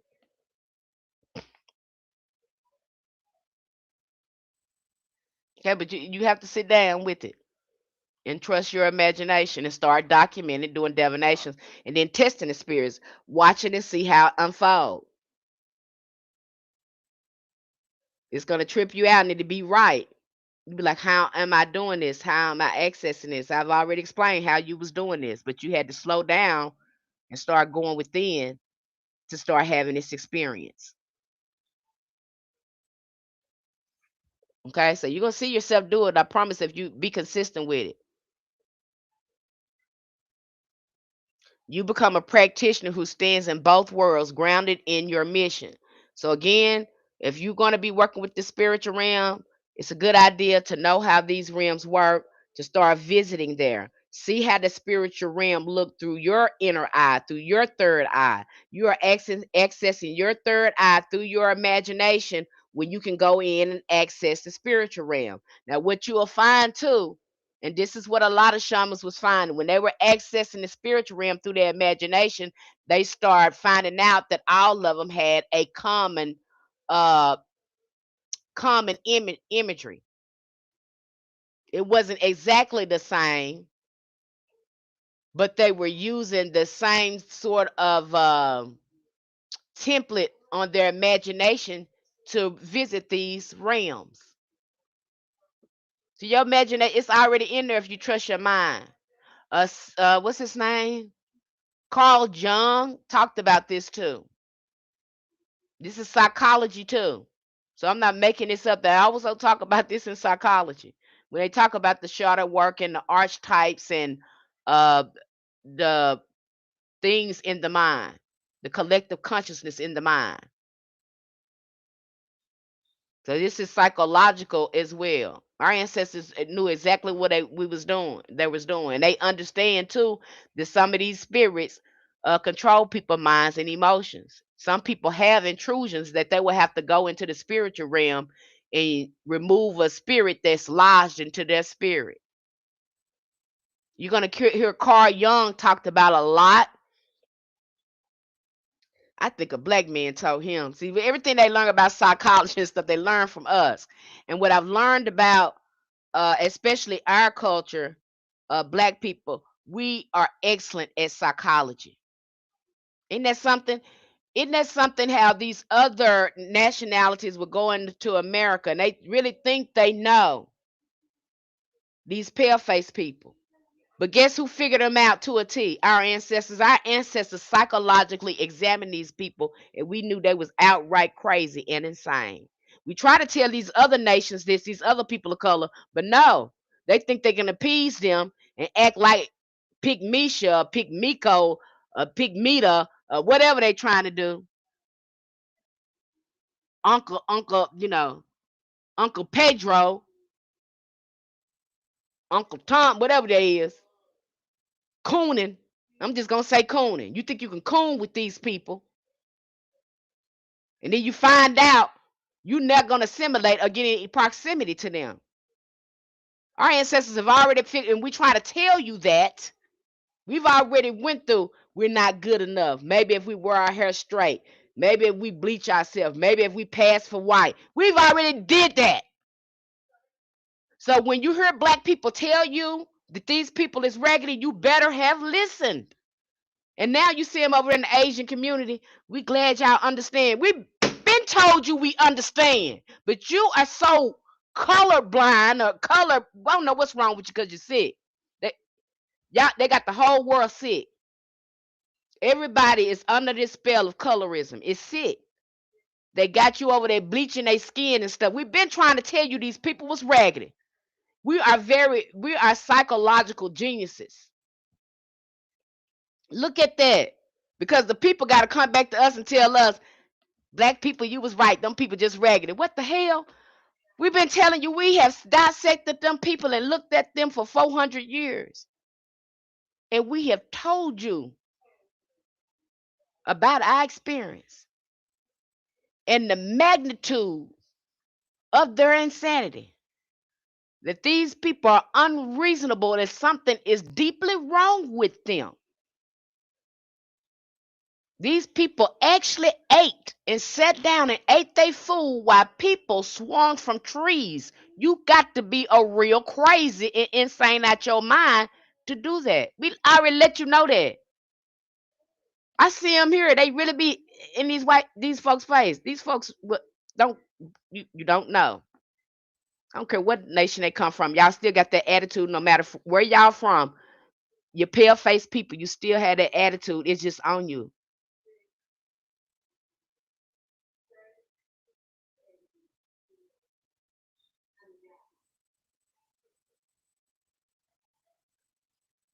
You got these people and you think tap dancing and this stuff they gonna make them people don't care about you.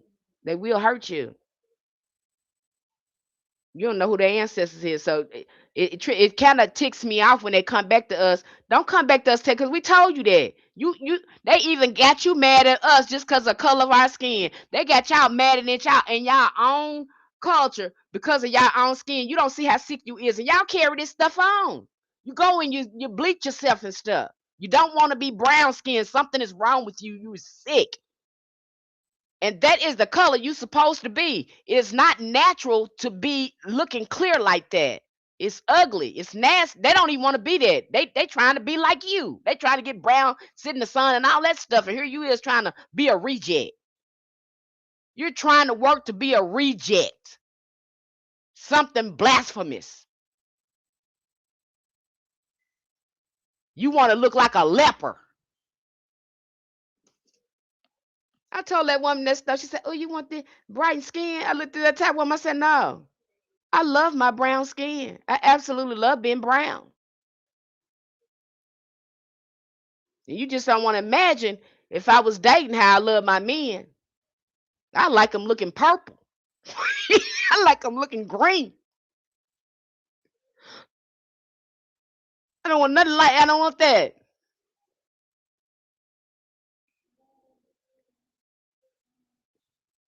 I don't want that. And I don't think that baby somebody making you put chemicals on your skin.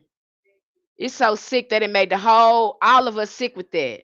We got a lot of trauma work to do in our communities, not just the people in the black community, but the Asian community. They're looking at this stuff too. That you do, y'all gonna disown these Cambodian people, the Filipinos and stuff because they dark skinned,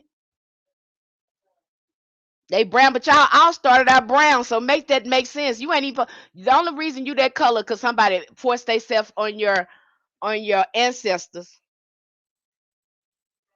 or you got with them for economic gain because they privatize y'all country. So now you got no choice. Women gonna go where the resources is. Now you got to get up under this man so you can be taken care of.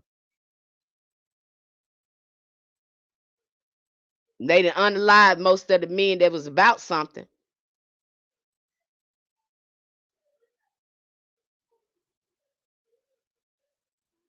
Now you got to go up under him to feel like he protected because he able to, you know,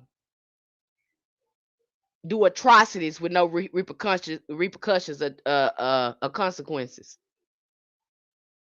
You feel like he got more power, so you feel like he has more security, he can protect you more. And really, you in more danger doing that because if he do something to you, he can get away with it.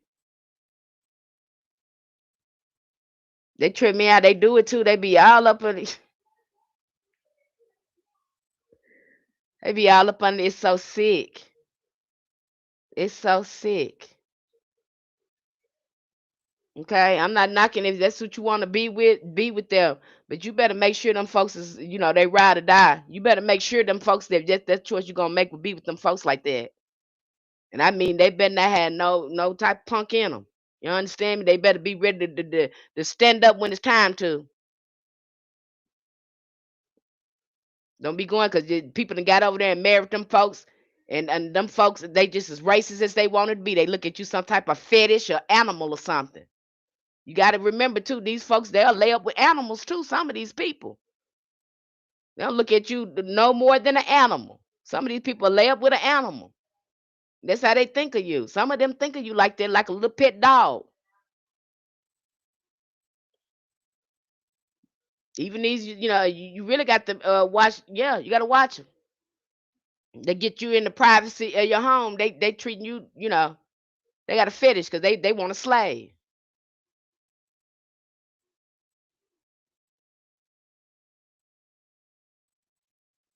This is what goes on. Is all of them like that? No, I'm just not all of them like that. But it's too many of them to be like that to be sitting up there playing with them. Now, if I know if it's a whole bunch of snakes in there, not all of them poisonous. You think I'm gonna step in that hole? Hell, no, I ain't stepping in that hole because I don't know which snake is poisonous. Poison. I'm not stepping in that hole. The chance is I'm gonna get bit by a damn snake that's poison. So I'm not messing with none of them snakes. You understand me? If they poison or not, I'm not messing with them. So again, you have to have that in your mind when you're dealing with them, no matter what they do. Now I've heard them say with their own mouth, and this was a mixed girl. She was from Britain, and I think her daddy was African. And this is what her mom told her. Now she said, "You don't better not ever touch a pale face person. Ever trust them. Ever. Don't ever trust us." I've heard them say this out their own mouth. Do not trust us. But yet they sitting up convincing Asian people and African people not to trust black people, and they the biggest global criminals. They are global. They're not just. Mm-mm. This is not an isolated event. These are global criminals telling somebody else that black people are criminals, and black people ain't did half of the stuff, not even a quarter of the stuff of what they done to the whole world. And y'all sit there and believe these people after they sit there and did something to your ancestors. I'm talking to the Asians, the Hispanics. After they did something to your ancestors, you inspired to look like them. You ought to be trying to get as black as hell. You ought to be trying to get as black as hell. I wouldn't want to look like them. You ought to be standing in the sun as much as you can. Think I want to look like somebody did something like that to my ancestors? Y'all, it's I don't know if it's Stockholm syndrome. That's why I say you want to be around people that's less and less when they start opening their mouth and the stuff they do. You don't want to be around them because you know they sick.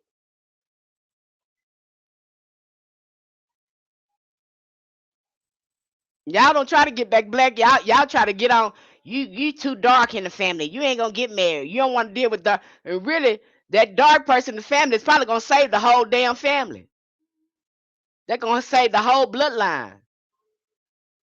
While you sitting up here putting on skin brightener and all that kind of crap.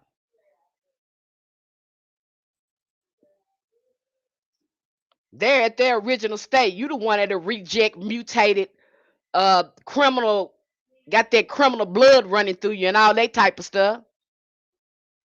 You ought to want to repair your genetics and get back dark. That's what you ought to want to do. But no, that's not true. You want to get sick and sicker. You want to keep lightning till you quite frankly lose your mind. I think that's why them people mind like that because they don't got the right melanin in them. They crazy. I think that do something to your mind when you lack that. I really do.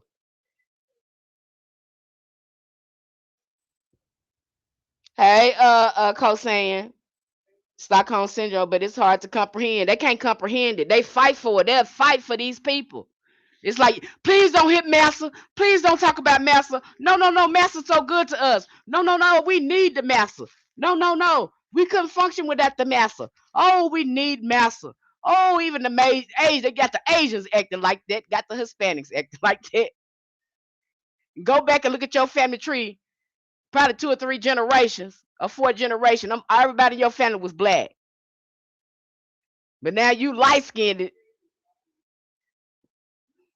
and now you see you want to be identified as white, and you don't see that you sick. You think you all that you got status. You don't know you just as ragged as them folks. You have taken on of being you know, spiritually corrupt.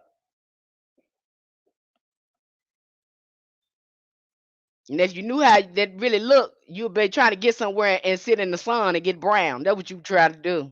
You knew how ugly that looked. I don't care how good they try to make that look. The only way they make that look good is they have to hurt other people and be racist and prejudiced towards other people to make that skin color look good. That's the only reason why it's appealing. If you take out the rose colored glasses, you wouldn't do that. You wouldn't be fantasizing and want to be like these raggedy people because your ancestors, you better believe your ancestors rolling their graves. They looking at you like a disgrace.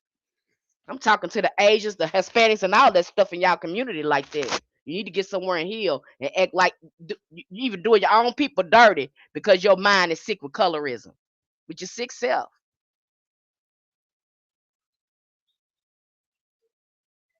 They wouldn't.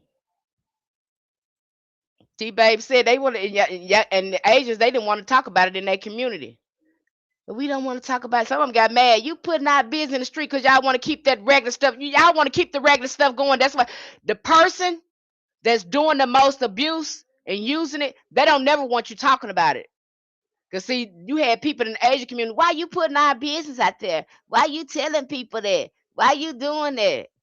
Yeah, because you benefiting from it. So you don't want the people that you've been doing like that to speak out on it because y'all want to keep that stuff going. Now, baby, keep talking. Cause y'all healing yourself. The ancestors want y'all to do that. Keep talking. Expose them so they can clean up their raggedy stuff. Expose them. Tell it on them. Because their ancestors rolling their grave doing that crap. And you know you go back 4 or 5 generations, your ancestors brown just like me. So let's just stop it.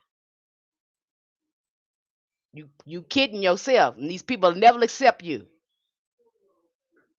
That is true. We have some here in Austin that is racism against blacks here. I had all kind of problems at my job with them. So them people they sick. The Hispanic sick, y'all got it in y'all. We let this touch our whole lives. Racism touch our whole lives. It's gonna look different. But I tell you, wherever I've been, I've seen the colorism. I see it in Thailand. Is it racism here? I wouldn't say it there, but the colorism is definitely here. So if the colorism is here, yeah, you're gonna find hidden racism. If there's colorism there, you're gonna find hidden racism. Just on the idea that it's there. Hell, we got it in our black community. You got some women think they all that because they light skinned or they're superior to dark skinned women. Until they see a dark, beautiful, brown skinned black woman, then they got to sit themselves down somewhere. Yeah, skin tone don't mean beauty. What the hell? Where are you getting it from? Skin tone doesn't equal beauty. It doesn't mean that. Skinny doesn't equal beautiful either. Because they skinny doesn't mean they beautiful. Who coming up with this? You ain't gonna see how sick you is until I slow you down and look at your mind to get you looking at your mind. Skinny don't mean beautiful. Light skin don't mean beautiful. Don't equal to that. Beauty come in all sizes, shapes, and colors. That simple. I remember having a conversation with this guy I was dating. And again, when I was young, I was really oblivious to how of my beauty when I was younger. I was very oblivious to how beautiful I was. And so I was talking with this guy and I was telling him that I was getting hit on, uh, by these different races of men. I was like, I don't understand that. And he looked at me and he said, Penny, pretty is pretty. It don't matter what color it is. And you pretty. These men don't give a damn about that. If you pretty, if you're beautiful, it doesn't matter. We don't care about that. The real men don't really care about that. They looking at your color. They looking at your beauty.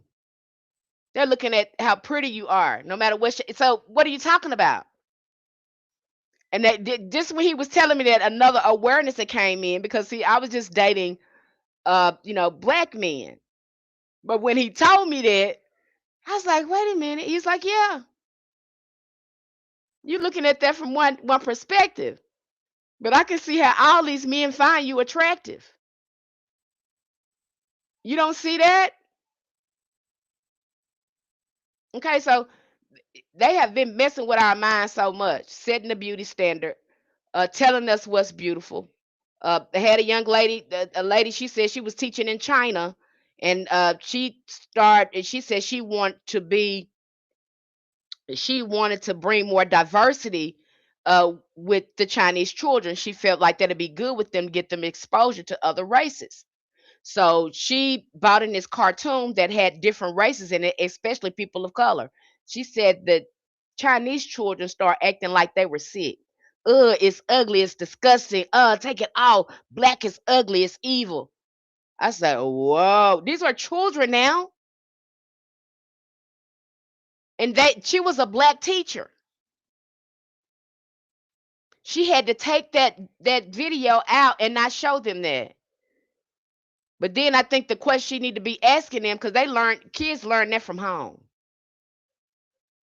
Kids learn that type of behavior at home because you can see them on the playground. If you see kids, and especially in America, I've experienced that. Them kids don't care if they black, white, them kids gonna play. They don't give a damn. They don't give a damn how they look. They don't care if parents is into it. They don't care. They're gonna play with each other. Parents can be mad at each other all day long, but them kids gonna keep playing with each other. They don't care. They don't give a damn about what you think, what you got going on. Them kids don't care. The only way kids start knowing about race is we start again, especially with black parents, we have to let our children know to keep them safe. Look, everybody that look like that is not safe. So I need you to really run things by me before you run out there, because we got a history with these people. So I'm not trying to tell you to be against them, but I'm trying to keep you safe that they have a history of hurting us. So we have to tell our children that. You'll be ignorant not to tell your children that. The kids, children, they don't give a care about that. They don't care. Okay, black, white, basically, them kids will play all day long. The only thing they care about is play, eating, and that's it. Don't get in the way of them playing and eating. You'll be just fine. And if you start messing with their friendship, they probably gonna get on your nerves and cry you a river, because they don't know why they can't go over there and play with little Jimmy. You mad at their parents? They not mad at their parents. They not mad at little Jimmy. You mad at little Jimmy? I want to go play with me little Jimmy. Jimmy ain't did nothing to me.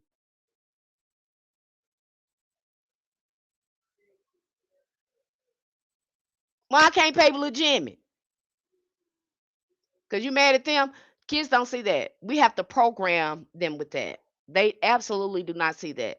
So that teacher should have, I think she should have asked herself, they learning this from home. I would feel a little threatened by that. They're learning this from home. You're teaching them that. They came in there with that. They shouldn't be coming in there with that at a young age like that. Somebody is teaching them right out the womb that is ugly. Kids don't do that on their own. And I think that teacher should have been a little bit more concerned with that. She took it out and it made her feel awkward. But she probably want to question working there, you know, try to want to question that. Especially if you have children acting that way, that's concerning. Okay. But we have that in our we have it. We have it, and something should be done about it. We need to start looking at it. And that's the healing that needs to go on, especially when you get into this practice. Because our ancestors was under there for 400 years, and we have mapped down psychology. And a lot of stuff you're going to have to, again, heal and move out your mind as well. That's one thing about our ancestors. They were masters at psychology. They knew exactly what they were doing when when they created hoodoo. And there's definitely some heavy psychological healing and components in hoodoo when you slow down and start looking at it and what the work is for. And you started saying, "Oh, damn, the ancestors." You'd be so grateful to the ancestors. I'd be so grateful. I'd be like, "Oh, ancestors, thank you for hoodoo because it's saving my life. It saved my life. I didn't know what I was going to do. Oh, I did not know. I did not know what I was going to do. Hoodoo will save your life if you let it." Okay. The book's explanation of the voodoo cosmology offers a map that resonates across many indigenous spiritual systems. The I love this because in the book he started talking about the upper world. Now he's talking about the upper world, these different worlds that shamans can travel to and communicate with spirits. I love this. So we're gonna go over this. I love it. So he talks about the book's explanation for voodoo cosmology offers a map that resonates across many indigenous spiritual systems. The Lord dwelled in the upper world. They are called the Gene or Gine, the realm of divine love and cosmic intelligence. These are where the angelic archangels, all those beings reside in the upper world. Now, if you ever travel to the upper world, I don't know how many of you have worked with these type of realms, but when you go into the upper realm, you can meet a variety of spirits. You can come in contact with orishas. You can come in contact, like they say, with the saints, the most elevated ancestors up in there. You're gonna see a variety of higher energies in the upper world. So if you're wanting to know anything spiritual, you want to really grow, a lot of people they visit the upper world and they come back with breakthrough information that helps them in their practice. Yeah, you have the capability to travel to the upper world when you set your intentions. When you set your intentions and that's where you want to go, that's where your mind is going to take you. But again, a lot of people have a resistance. They don't believe they can do it, and they can't slow down their mind or relax their mind enough to be able to travel to these places.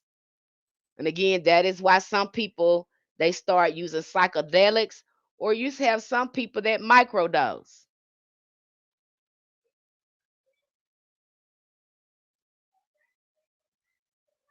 Again, you got to be able to bend and expand that mind. You got to get into that mind. You got to get into it. It's a must. You got to get it going because that's where the magic is. Okay. They are both distinct beings and aspects of the human psyche, functioning like archangels while also reflecting archetypical forces within us. The lower world contains abstinent waters. Remember when I told y'all, I guess that's where I was going. I kept dreaming of my ancestors. They kept taking me to this water.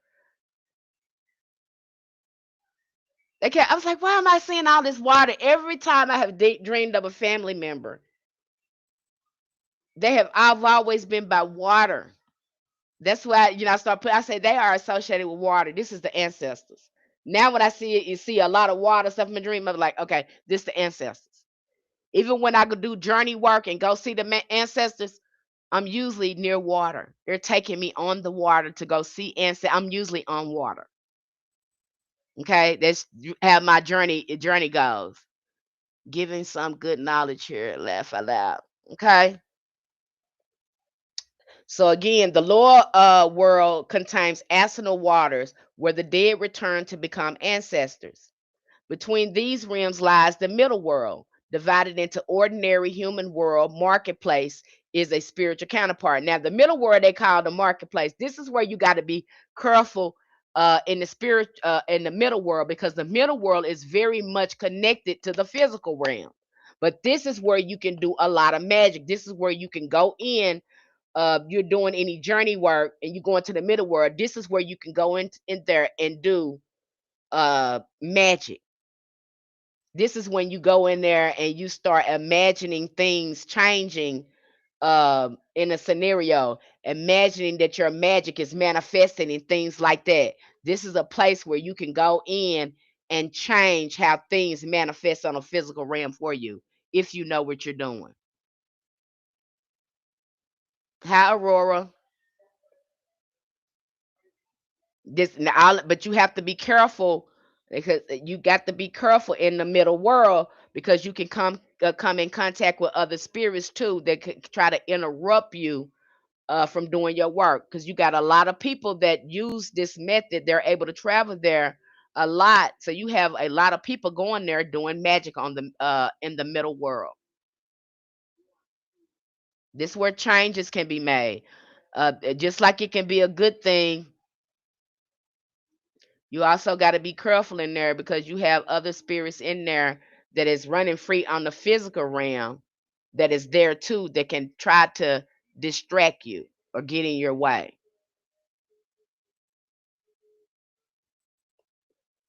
But you'll find yourself visiting the middle world a lot when you're trying to change some things or doing some magic. Most people are going to the middle world when they're using this technique to manifest something, or they're trying to see something that's going to happen in the future. They'll go to the middle world because it's so attached to the physical realm, to this physical realm. It's the closest to the physical realm. The middle world is. But this is where people can go in. If you've been doing journey work for a long time, a lot of people have more success in their magic and getting it to manifest when they go into the middle world. Now you can't ask your ancestors to go in there with you in the middle world and help you with some of the things that you're trying to manifest, or show you something, how it's something is going to turn out. Because a lot of people have used the middle world and been able to travel through time. You can use the middle world to travel through time as well. There's so many possibilities when you start doing journey work and going to these different realms. The possibilities are endless. That's when you start to break reality, jailbreak reality. Let me say it like that. You can jailbreak reality through the middle world. Maybe that that sounds like a better description of it. But yeah, you can jailbreak. That's when you can start jailbreaking reality. It's gonna trip you out. It'll start manifesting on the real realm. Whatever you did in the middle world, you'll start to see it come out, result in the physical world realm. Okay. So that's important too. So again, you can visit any spirit you want to when you start using shamanism. You can visit the orishas, you can visit archangels, again because these spirits are always present in these realms. Okay, nobody can restrict the spirit. I know what they told y'all, but you can't restrict no spirit. That don't even make sense. And these are ancestral. And once you get the okay with your ancestor, it's gonna be easy for you to travel there because they'll assist you. Try not to go there by yourself. Make sure you have worked with your ancestors long enough where they can give you a guide. It's going to make your travel that much more easier. Yep, journey work is the same as path working.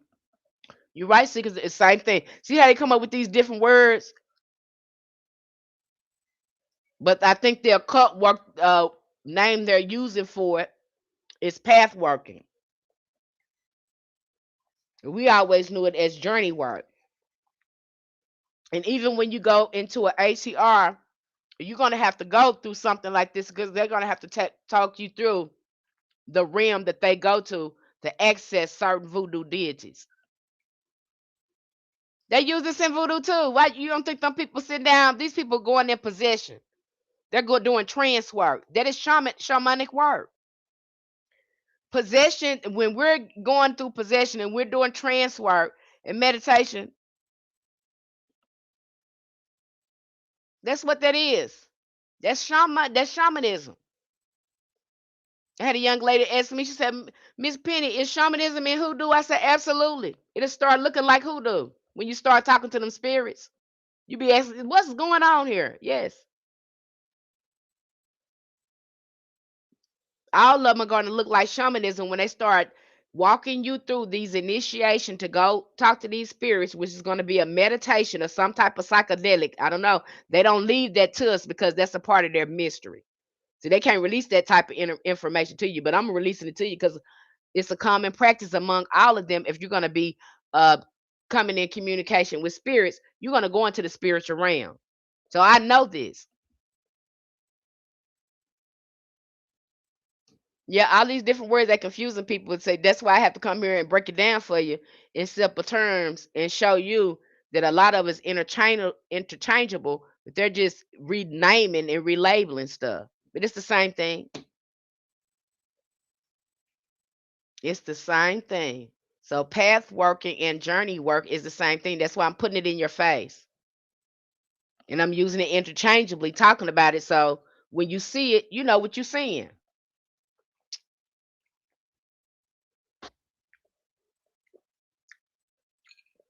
Y'all are really getting advanced lessons, and I don't think you understand what you're getting. You're not going to understand it Maybe I don't know. You might understand in hindsight. You might think, and it happens. You might think in hindsight, Miss Penny was really giving us advanced, real knowledge, and oh my God, we really didn't know what we were getting when she was sitting up there talking.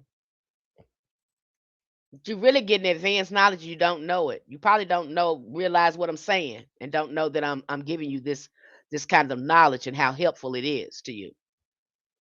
Okay, but this is really advanced knowledge. Okay, and so when I was going to the lower world, I noticed from experience, most times I would dream about it, and I would always, again, these ancestors, my family members, will always be by water. Okay. The middle world is where you're gonna do a lot of work at. It says between the realms lies the middle worlds, divided into ordinary human world. The marketplace is spiritual counterpart, filled with elementals, nature spirits, forces of power. Plants also reside in this spiritual dimension. Now, when the ancestors took me there,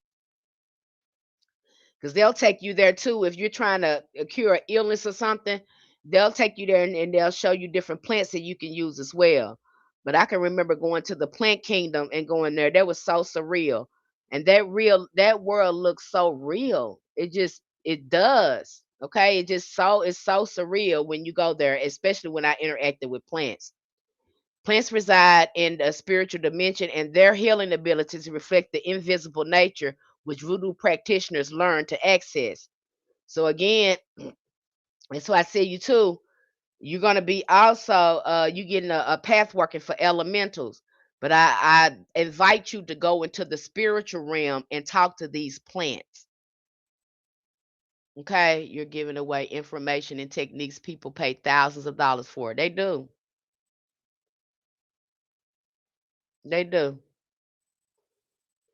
Okay, I want you to know because there's a lot of fluff going on out here. I don't know. People have woken up overnight and think they are practitioners, and they are not. And a lot of people, the Black Madonna. There is a lot of people. I just don't understand. My thing is too. I be trying to understand people's mind. I'm like, how can you not see this is not right? How can you not see this is not fluff? How could you want this fluff and it's definitely not gonna help you. So why would you want to do this? Because it's not gonna help. So there is a lot of fluff out here. There's a lot of vampires too. There's a lot of people saying they want to get into this, but they're really jealous of you. Now you'll have clients like this too.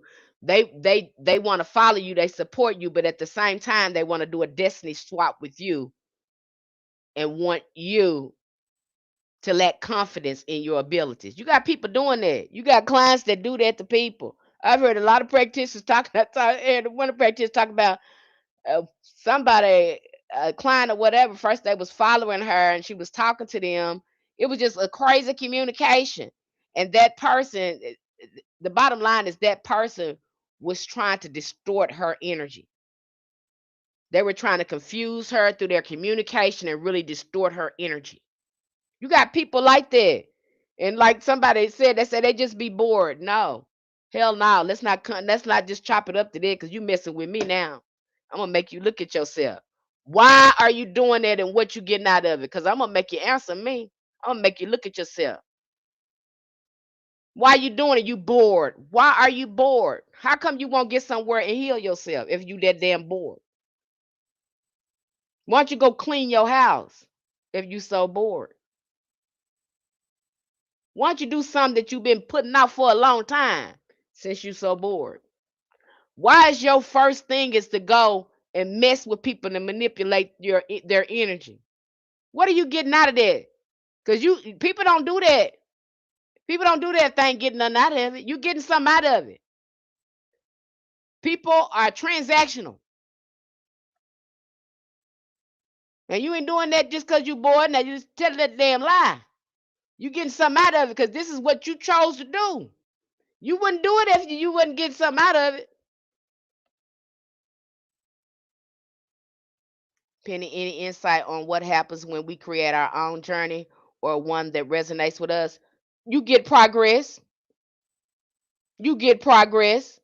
Make it your own. You get progress. You're going to see progress. It should be that way. Something that resonates with you. You can make that look any kind of way that you want that to look, beloved.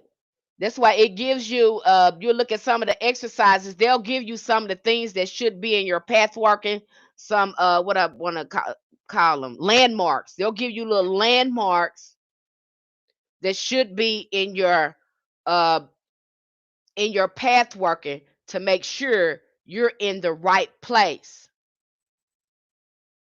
But other than that, you have control on how you want to experience that. You can feel the rest of that in yourself. Yes, make it your own because the more success you're going to have. In fact, I probably have told you that before. When you see some of these exercises, I recommend that you make up your own path work. And that's what happened to me. And before you know it, I started making meditations and journey works that I was posting on my YouTube channel. I was like, I don't see nothing else nobody got going on. Let me just make my own. And some of my own that I made, I shared it on my YouTube channel. And you have people that make a whole bunch of money for creating these sort of meditations and path workings. They record them. People pay high money to be able to access those type of meditations to go into different portals in different worlds. You see what Dolores Norwick, what that's I think that's her name. Dolores Norwicki said. She said the occult scientists, they were not making any progress until they hired her to come in there and start helping them initiate some of these Freemasons or occultists and do this path working with them. That's when they start making having results. But they had to go within. They had to go within. So even them, they're not getting past that. Okay, they're not getting past that. They're gonna have to do the ritual. They're gonna have to go within. You'll see that too with Aleister Crowley. Y'all like him. You're not gonna go past this. And this is what a lot of people is skipping. They think you picking up some and all that is gonna uh get some results. No, if your inner world is not together, if the magic you have not cultivated the magic and their reality within you, you should be living in two realities. And the people that is really spiritual, they living in one. They live in total magic. You should be living in two realities. You need to understand that. You should be living in the spiritual reality and the physical reality.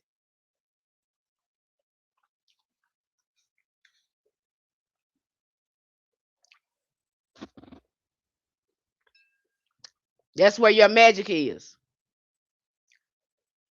You shouldn't be just living. If you just still living in the physical reality, I know you still living in the physical reality when you think that just burning candles and walking away is gonna change something.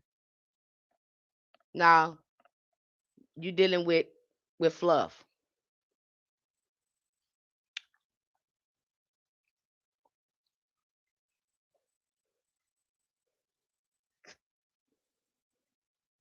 That is Santa Claus Disney World crap that you got going on with you.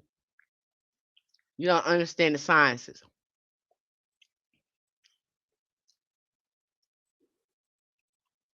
You should be living in two worlds. You should understand that you're living in two worlds. You should understand that the physical world is not real and that the spiritual realm is creating the physical realm. That is the basic of this.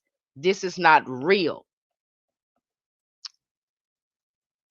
It's too slow. It's too dense. It's too slow. It can be changed. Most people don't get that part. They don't get that part. Or word mystic, right? They don't get that part.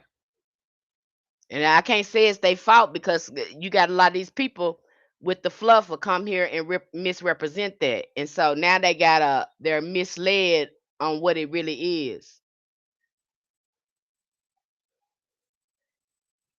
Okay. And now they up in there, nothing will work and they don't know what's going on because this practitioner showed them a spell, showed them how to do this and all that. and they have no idea that you're trying to do stuff in the physical reality.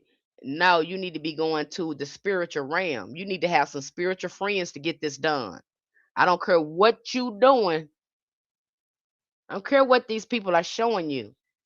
I have to keep saying it. And I know y'all probably get tired of it. I'm sorry. That's the only way I can say it. You ain't getting no magic done or nothing without no spirit. It just ain't no way around that. I don't care what they talking about. You're gonna be working with some type of spirit. Even when you praying at church, you working with a spirit. So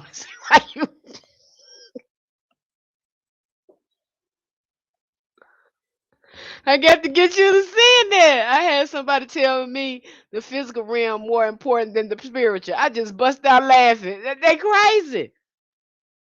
And they not even real, they're spirit. That's what people they really think about her. People get I get so caught up, people get so caught up in physical appearance and all that. Honey, them people can look beautiful as I don't know what, but be rotten on the inside. Be rotten as hell. This is what get people caught up because they go to, you know, getting mesmerized with people looks and the way they dressed and all that stuff, and them people be rotten as hell. This is what's getting people caught up. And really the practitioners that you see, the more particular they are, especially the ones that have these, you know, different physical appearances. They might have, maybe moles in different spots. I know I got moles everywhere. I got moles everywhere. You see me, I got moles everywhere. People that's peculiar, uh, they might have some type of disability. Uh, they're not fancy looking out. These are the people that hold the most power. I lie to you not, our ancestors. You see that in them. They had wrote these down in books, and I used to wonder why my mama was hitting me in my face when I stirred people too long. They knew, our ancestors knew people with these type of disabilities or they look peculiar, they possess a spiritual gift. They had more access to spirits. You'll see that in what is that in one ATRs? One of the I think it's the Orishas. One of the Orishas are over children that's disabled. It's all over all disabled people. I think it's a saint like that too. And it tells you in the books, in our books, most of our ancestors that were practitioners, they had a peculiar sort of mark or a peculiar look about them. And a lot of people believe this is what our ancestors believe.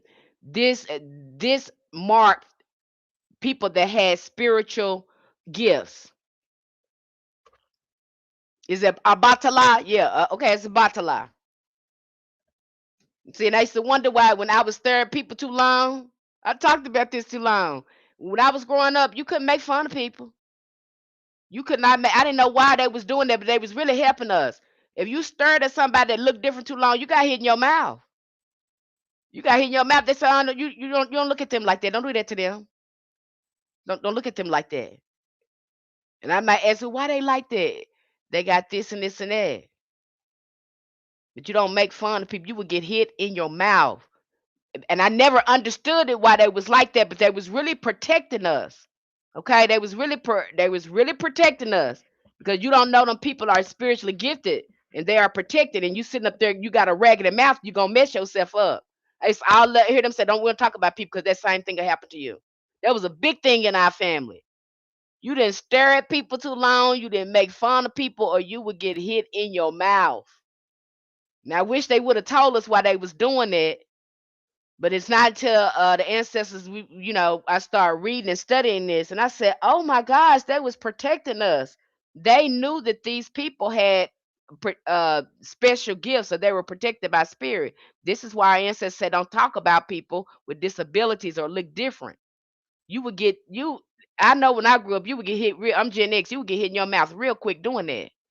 My grandma told me not to pick or stare at people that were special needs. That showed that they told me that. You ain't do that, you would get yourself messed up. And they would sit there and tell you stories about them doing that and something bad happened to them. I remember my mom was telling me that. I did it one time. I'm gonna tell you my story when I did it one time. That man is be a man that owned my car. He was I should have been grateful, Lord. I was just crazy. I was crazy as hell. He had financed the car to me. And he had made me mad. He had came to my job and was hounding me about, the money for the car. And I'm young, I'm young, just young and stupid. And so I started making fun of him. I was like, I was started making fun how he walked. And, I was making fun of how he walked and all that stuff. I was like, you make me sick, you get on my nerves, da da da da. And my mama said, you better stop making fun of that man, or you're gonna be walking just like that man. I was like, no, I ain't gonna be walking like that man. Do you know? Within a month, I was in a car accident. And I was walking just like that man with a on a crutch and every damn thing. And my mama looked at me one day when I got up, when I was like that, and I was walking. She said, "Oh my God, you walking just like so and so." I said, "Showing the hell am." She said, "I told you to stop making fun of that man. I told you to stop making fun of that man. Now you walking just like that man. Ain't that something?"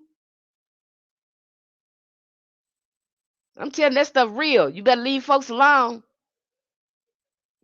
And I remember when I was growing up, my daughter, oldest daughter, she always been she was a thick baby, and the other children in the family would always make fun of her weight. And I remember one of them really got on made fun of her real bad. And I told her, I said, you keep on messing with her, you're gonna be heavy set when you grow up because this is such a problem for you, and you're steady playing with that energy like that. I'd be damned she grew up and she the biggest one in her family. Biggest one in her family. She's the biggest one in her family. Okay? You don't know what energies that you messing with when you're doing stuff like that. Mind your business. Mind you ought to be grateful. When you see people like that, you need to be, oh God, I'm so grateful. I'm so grateful, God. God bless them, God. I need to be more grateful. Here they is going around with their life, and I'm not even grateful for the small things. Thank you, God. Stop. Don't make fun, folks. I'm telling you, you'll be messed up. And you didn't play in no wheelchair either. You better not play in no wheelchair. You get tore up playing in a wheelchair and playing with crutches. Oh, you got tore up. My mom said you don't play like that. Do not play in wheelchairs. Do not play. You didn't play with stuff like that. That was not no plaything. You would get in trouble playing with crutches and playing in wheelchairs. You would get yourself in trouble real quick. You didn't play in stuff like that. I didn't understand it then. I ain't no understand that you get whooping. You get outright get a whooping. Why you still playing in that chair like that? Don't play in that chair like that. And you get a whoop. I better forget you doing it no more. You're gonna find yourself in there permanently playing in that chair like you will get in trouble. And the kids, you just think, we just kids, we just playing, we just there now you can play in the grocery basket like that. They'll let us play in the grocery basket like that all day long. We can push each other in the grocery basket now, but you better not get your ass in that wheelchair and start playing that game. You're gonna get in trouble. If an adult saw you doing that, you got in trouble. That was in our community. I don't know if y'all grew up like that, but I definitely grew up, and I never understood that. You know, and then they would say you will end up like that if you keep playing like that. And as kids, you don't take it serious. You don't take it serious. They overreacting, but they was on to something. Okay, you have to be very careful how you coming in contact with people, what you doing. I wouldn't have believed it had it not happened to me, but it's very real. Okay, so you want to be careful with stuff like that. Let me move on. Throughout the text, the author explains that true power, ashe, is not one-time achievement, but a living current that must be cultivated. Every person is born with spirit allies, but over time, trauma, unhealthy relationships, and repeated patterns can strip away that power. I just talked about that. Many people lose ashe not because the spirits abandon them, but because they lose connection with spirits. You're doing it to yourself. Shadow work, self awareness, and healing become essential to restoring that flow. Without addressing the inner wounds, a person may repeat the same relationships and situations that drain their energy.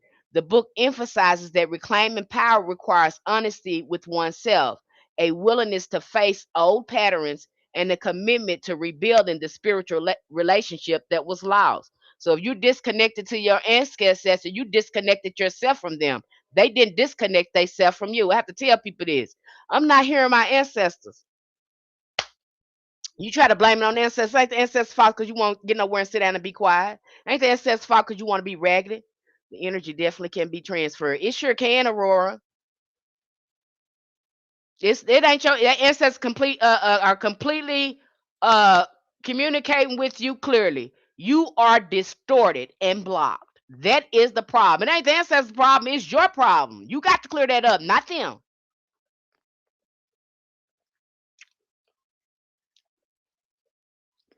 They communicate. I can't hear my ancestors. They not talking to me. Yeah, they talking to you. You won't get somewhere and sit down and be quiet. You won't stop. You won't work on yourself.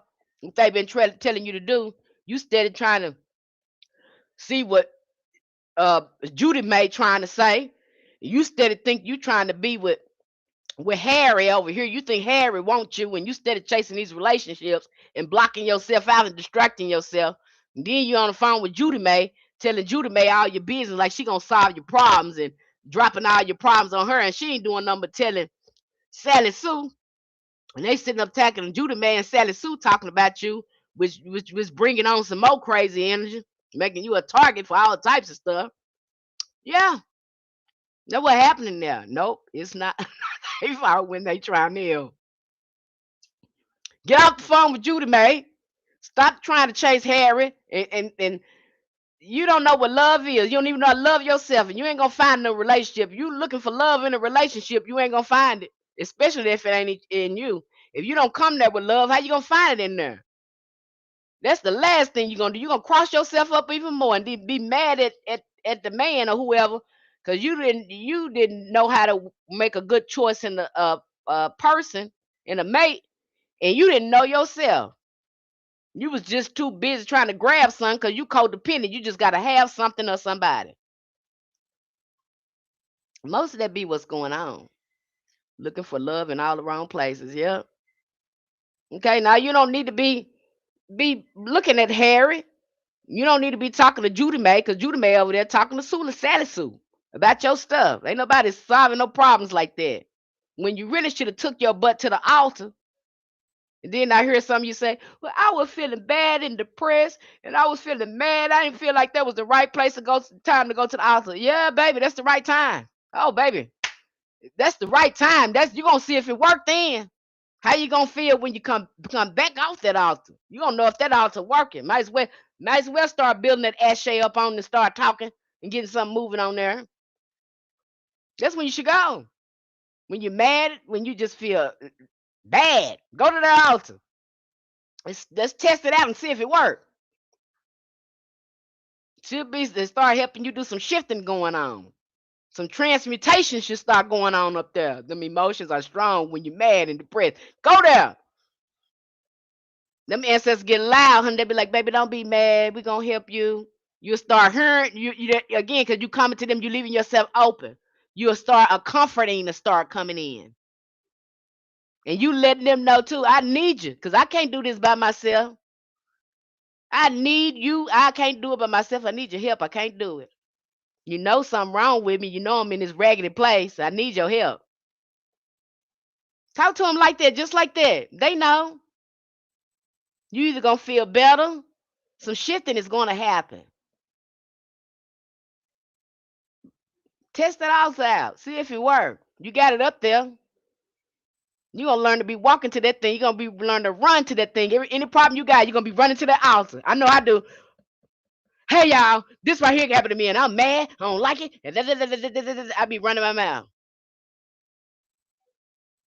And sometimes I can be there for an hour and a half, and I have to look up at the incense and say, I know y'all tired of talking to me because I've been here for an hour now, just running my mouth, just running my mouth, just talking about everything that's going on with me. They become the counselor because they are the elders, they are the teachers. They want to hear it. And then you walk away for you know it. You ain't told them to fix nothing.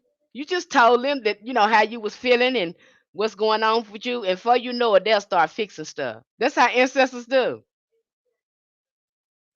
They fix stuff that bothers you. It's stuff that bothers you. Before you know it, things start getting fixed. Folks stop bothering you. They start moving folks out your way because they want to know what's going on with you. They know what's good for you, but you got to sit there and talk to them. Well, you know it, they'll be moving people out your way. You ain't got to tell them. You can just tell them what's bothering you, what got on your nerves, what's got you in the pickle, why you feeling. Before you know it, they'll start smoothing things out for you. They say you serious. They say you serious. But she's serious. She really talking to us and telling us stuff. She didn't ask us to do nothing. She just talking. That child looks so miserable. Let me go ahead. Let's go ahead and fix this for this child. Cause this child, Lord, she didn't scared her and cried and ran her mouth. Let's just go ahead and fix this for this child. Cause she need it. If we don't fix it, she gonna come right back here crying and hollering and whining. So let's just help her out. That's how you make friends with spirits. It ain't gonna be with no people. The spirit's gonna help you out more than these people helping you. Okay. You ain't got to go there and ask them for nothing. Tell them what's going on in your life. Let them decide how they going to fix it. That's what you're going there for. They're gonna help you. And you probably don't know how to fix it, but they know how to fix it, but you got to tell them what's going on. Okay. And before you know it, you'll find things, they'll be smooth. You ain't ask your ancestors to do it. You just talk to them about what was going on. And before you know it, they'll start shifting things. And you be like, oh my gosh, is that the ancestor? They'll be like, yeah, that's us. We heard you. I didn't ask y'all to do that. We know you didn't ask us, but we know that stuff ain't good for you. So we just moving it on out the way. Okay. Evidently you didn't like it, so we're moving it. And then you have some ancestors, you don't know what they doing. They may not help you with something. But I tell people this, when ancestors not helping you on something and you kind of decide, or they kind of push you to work with a saint or archangel or a lower, I don't know how that might turn out for you. When Orisha, it's not because they're not helping you, they don't want to help you. It's because they're doing something that your imagination couldn't even fathom. Even if they told you, you wouldn't understand. They're helping you with something else that you would not understand. They're protecting you from something that you can't even wrap your mind around. Even if they was explaining it to you, you wouldn't get it. So don't ask. Just do like they asked you to do and go work with another spirit. And sometimes that happens. It's not because they don't want to help you, it's because they're busy doing something else for you. And even if they were to tell you what they're doing, you wouldn't get it because you ain't on the other side. They just told me that the other day. I was going back and forth with them on something. They was like, look here, girl. We're setting things up the way we want to be set up. And even if we was to explain this to you, you can't even imagine the stuff we're doing. Just set this stuff up for you, girl. Okay? Ain't nobody went nowhere. We still here. We doing stuff. Okay? That's all you need to know. We here. And I can feel this feeling over me when they was telling me that. I knew that was for real. I was like, okay, they are. Let it go. Leave it alone. Go mind your business. Go do something else. They've already said what they're going to say. But you got to be willing to take that when spirit is telling you, hey, slow down and pause and not get egotistical and just want to have your way. You got to know when to release and let go, when to trust. It's a relationship. Okay? You got to trust that they know what they're doing. You can't control or boss them around. It just doesn't work that way. Okay? This is a total relationship. To reconnect with spirits, journeying becomes essential. The trance state called, because he's calling it in the book Deseloa. Deseloa. In voodoo, it is a deliberate entry into the inner world where the spirits dance in one's head. So you see that go on when they're doing the rituals and they're going under possession. Again, they are basically doing journey work, physical journey work by going through trances and dances and using the drums because they're going under trance, they're going under possession. Same thing. Same thing. Same thing you're gonna do when you start doing journey work. And the thing too, if you're wanting to experience these spirits, you got to understand too, when you're dealing with, since we know they do possession, we know that most of our ATRs is about possession. And let me stop here. You know that they're going into an altered state of consciousness. Do we understand that? Do we understand that? They're going into an altered state. So you're going to have to go into an altered state of consciousness. This is where journey work come in.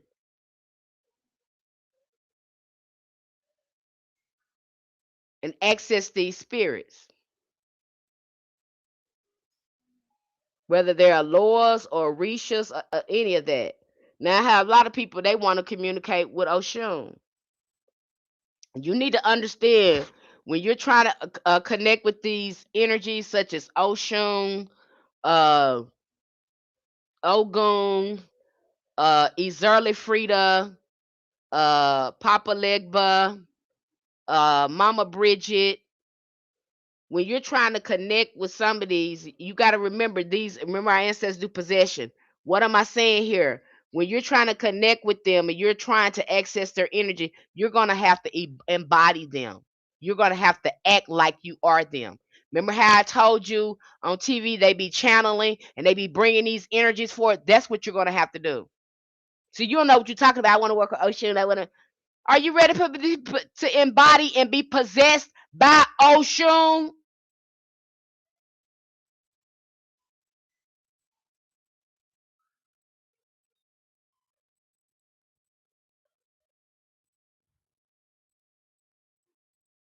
Are you ready to build those characteristics that Oshun have, or Ogun have, or Papa Legba have, a Batala have? You ready to cultivate those characteristics and embody them and be possessed by them? Oh, you think they're on the outside of you? That's what you think, right? You think that. You think that you're wrong. Why you think these people are getting possessed by these spirits? They're channeling them. That's embodiment.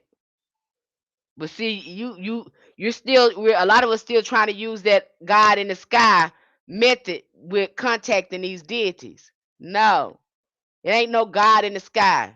It's the God in you. Stop looking outside and look inside. What characteristics and anything that you cultivate to communicate with these deities? Do you become Oshun? Do you act like her? That's how you gonna conjure her, channel her energy.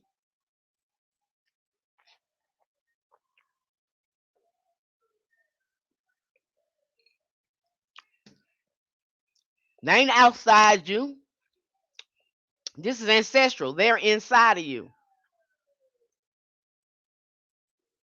Well, you still looking at that God in the sky method with trying to contact these deities and thinking that you don't have to go within. You're missing the point. This is why they're doing possession. We've always been under possession. The spirit has always moved within us and through us. Always. Why would it be any different? I'm dropping some really gems on you. I don't think those of you that's in our community, you should be, I think, in my opinion, you should be so happy because you guys are getting advanced knowledge in your hoodoo practice. You're getting a great foundation and you're learning a lot about the practice. So you understand things when you see things. Okay. So I think you should be very happy about this knowledge that you're getting. You should be very happy about this because a lot of people, they're describing hoodoo because we've had a chance to really slow it down. They're describing these spiritual sciences is something total magical. And I have to get you to understand, yeah, sort of, but it starts with you. Okay.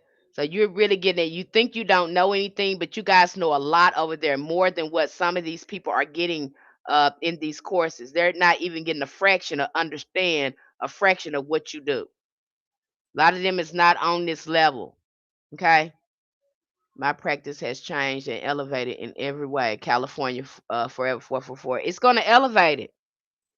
With the knowledge I give you, wherever you is, it's going to elevate your practice. It's so many. You're going to have so many aha moments when you start going through these resources. You're going to know exactly what you're going to be doing. Your practice is going to grow. You're going to get stronger at you're gonna know what you're gonna do when you're gonna get to that altar. You're gonna have to think about what I need to be doing. I'm not sure what to do. Now you're gonna know what to do. You're gonna have that practice already built up the way you want it to build. You're gonna know what feel right with you, and you're gonna know it's gonna move. And you're gonna be following your ancestors. Okay? And you might come to me and tell me, well, Miss Penny, I feel like I need to be who's that asking me something? Was it you, Kay? I think it was Kay. I said, girl, yeah, go on do that. You're going in the right direction. Keep on going. You might tell me what you're doing, to run it by me, and you probably just getting confirmation or to feel better about you making the move. I'm going like, yeah, go ahead and do it. I know when your ancestors in spirit is working with you because you're telling me what you're doing. You're not gonna be asking me. You're not gonna be asking. You're gonna be telling me what you're doing. I'm like, oh, I'm gonna be impressed. I'm like, oh shoot now. They know what they doing. I like it when you tell me what you're doing, cause I know you're getting it. Especially when you break it out. I was like, I'd be so proud of y'all. Be like, oh shoot, they putting stuff together now. Cause I know you're having an aha moments and you're feeling more confident in your work. Cause you're a matter of fact. So I'm like, go on in, get that thing. So I love that.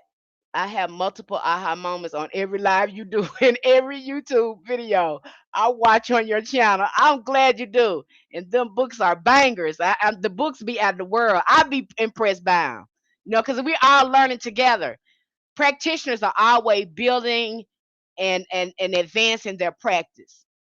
And so that's how I come to you guys. I'm always building. If I know it's going to build and advance and make your practice even stronger, I'm going to put it in your face because I don't want to keep you. I don't want to keep no good thing away from you. Now, you got some practitioners, they'll try to gatekeep that because they feel like they're going to lose your support if they give you too much information. Like I say, it's a war on consciousness. Some folks don't want you to know. Okay. But you're definitely gonna be if you wondering, you feel like your ancestor veneration is stuck, or you feel like you're not making the because I've been there before because that's why I can discuss that. If you feel like your hoodoo just, it's there, but you feel like you missing some. And you can feel like that. You got it going, but it's something else that can make it better. It's something else that you get over there in our community. Get over there in our community because you're gonna find that something else. I promise you're gonna find it. You're gonna find that something else that's supposed to, you're supposed to be doing, but you really can't you put your finger on it. Okay. So you have it's a community over there full of resources. Don't get overwhelmed because there's a lot of resources over there. Uh that's full of resources that's gonna help you build a strong practice. That gives you more confidence in your practice. And again, I got you looking at people. I don't got you looking at no fluff. I got you looking at real practitioners. Because that's what you need to stop looking at people. You need to get your mind together and start learning for yourself and start comprehending this because you're only getting part of what hoodoo really is. And there I'm giving it to you in this whole totality so you can understand it. So when you do pick it up, you know what you're doing. You're only getting bits and pieces. And I believe that people, they mean well. They really want you to learn it. They really do want you to learn it. And I think a lot of them is assuming that you are an ongoing practitioner. A lot of them probably don't realize that there are new people that's trying to pick this up and think they know hoodoo and then mad when it don't work. That's why I advise them, please don't share it because it's gonna be some beginners up here gonna say hoodoo don't work, and they're gonna try to do this, and they don't understand they have to be in alignment in a particular way to get this done. Can't know anybody do this. And they might have luck the first time and it work, and then they try to do something the other time and it don't work, and they don't understand what's going on. So it's very important that if we're gonna bring this to help them understand it and stop bringing it like you can pick it up and do it tomorrow, because that's not always the case. You might get lucky and something works for you, and then you might pick up something else and it doesn't move, and you're wondering like, why did this work and why this didn't work. So you might wonder. And then a lot of times too, when people are working with magic, they are putting tags on there. They're working with spirits. I don't know a person that's doing magic that's not working with some type of spirit, saint, angel, loa, goetic spirit, elemental or something. They doing it. Plus intentions, belief plays a factor as well. Yep, that does. It plays a factor as well. You're sure right, Aurora Mystic. Okay. So, you know, I think they're trying to help, because you got something there that's really trying to help. But if you don't know anything about hoodoo, especially from the context and the perspective of our ancestors, you can get hung up on some things. Okay. Not your fault, not anyone's fault, but I would appreciate, stop showing you stuff, stop showing them stuff, and explain what hoodoo really is. It is not just about magic, it is a way of life. It is about a relationship with God and spirits. It's about your personal relationship with God. It is about your relationship with these spirits. It is a way of life. It is about alignment. And some people, they actually believe, because when we present it like this, people think they can be ragged as hell and do this. When we talk about ancestor veneration and protection, they actually believe they can be raggedy and sick their ancestors on somebody like they dogs. Your ancestors not dogs. And if your ancestors think that you should get a lesson with something, they're gonna let you get that lesson. They're not showing up for nothing. That you need to sit in that pain because you need to learn. Sometimes they do that. Sometimes they let you have the lesson so you can sit there and learn. They're not your dogs. If you put yourself out there like that in the streets like that with no protection and no consent from them, they're gonna let you get that lesson. Ain't that what your parents did? When they say, "Don't you all you didn't believe fat meat was greasy." Sometimes you got a whooping, didn't you? They let that happen to you, didn't it? Because you should have known better. Ancestors the same way. And in order for you to, them to really have your back like that, you're gonna have to be right with them and sincere. And we're talking about elevated ancestors here, the ones that were saints and angels. You need to sit with the pain and learn powerful. Yeah. You have to sometimes, and they have done me like that. I have been stuck in something, but like, please help me. Please, I've been crying. They was like, yes, we're going to help you, but you have to sit in this because we told you not to do this. And they did. But you did it anyway. We want to help you. We're gonna help you, but you gotta sit in this. You have to sit in this a week, and then after this, we can open it up. Everything gonna move for you. And only thing I can hold on to it is that this too shall pass. That's what got me through the moments. This too shall pass. I knew they was there. I knew they was telling me right. They told me, don't do that, and I did that anyway. They didn't, and I was lucky that they didn't abandon me. They just made me sit in it until I can get out, until they open the door for me to get out of it, because it took them some work to open the door to get me out. But they wouldn't have had to did that had my ass I paid attention the first time. But that was my fault. I was so mad at myself behind it. So angry with myself. I still look at that and be like, oh, they'd be like, forgive yourself. You didn't know. Just forgive yourself. You can't go and keep going back to that. It's over. You're past it. You learn. Move on. Okay. I'm elated with the information that you provided for me. You're welcome. Okay. So again, they're there. Your ancestors there. They're not, and I don't like the way people promote that either. And we only call on elevated ancestors.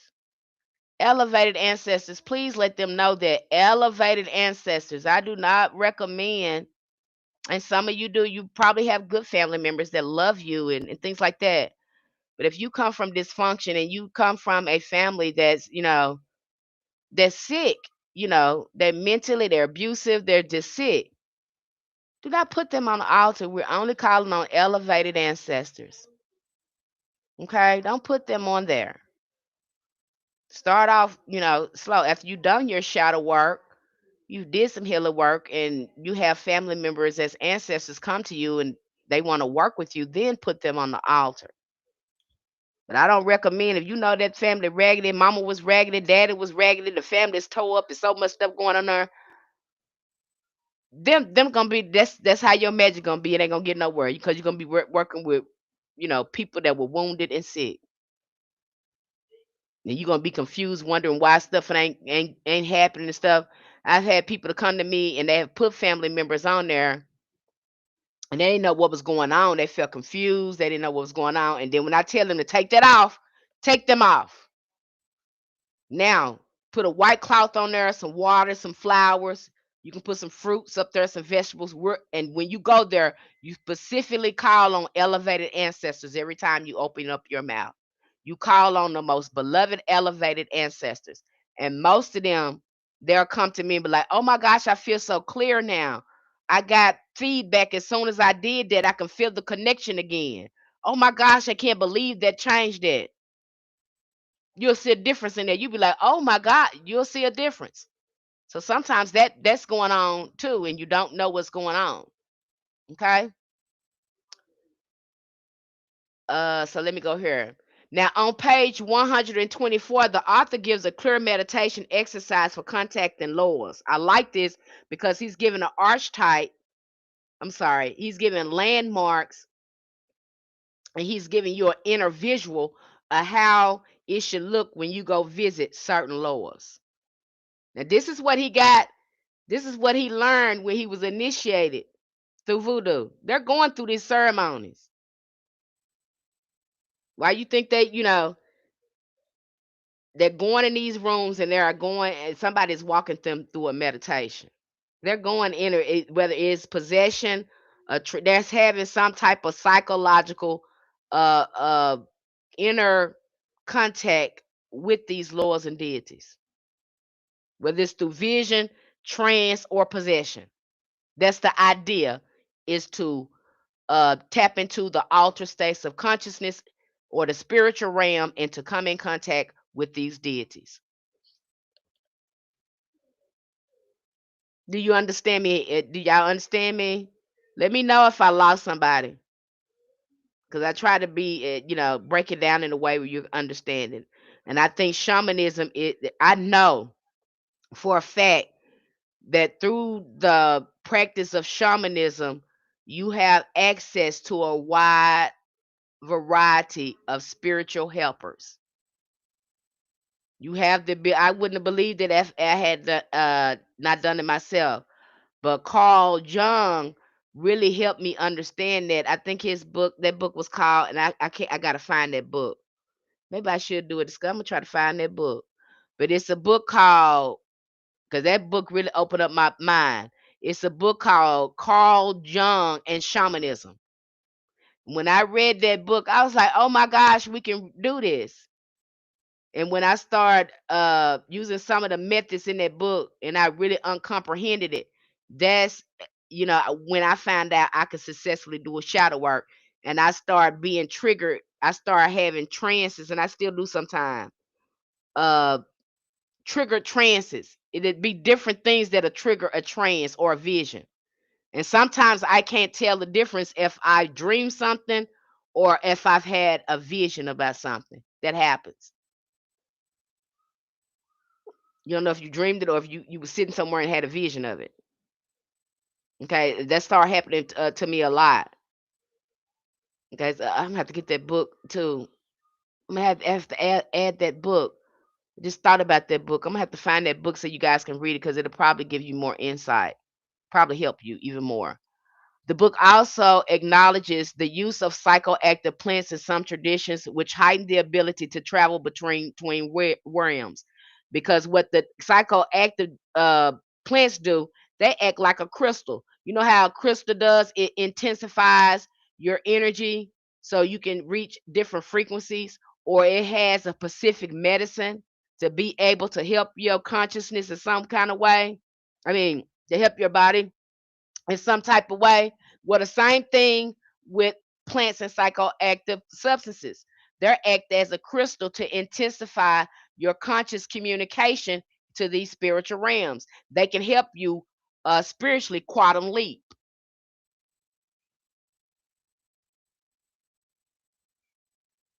We're gonna go into psychoactive plants. I have to cover this because this is a part of shamanism, and you're seeing a lot of people go in using plant medicine such as ayahuasca. It's a lot of them because you're gonna get a full resource of a variety of psychoactive plants where you can see what they're used for. So you'll get that in a couple of days. I have to cover it in so you'll understand all of it because some people, especially if they are so ingrained in this physical realm, they absolutely cannot access the spiritual realm. It trips me out. They have no imagination whatsoever. They are so controlled in their thinking and things like that. They're disconnected from their creativity, inspiration, that they just cannot go into the spiritual realm.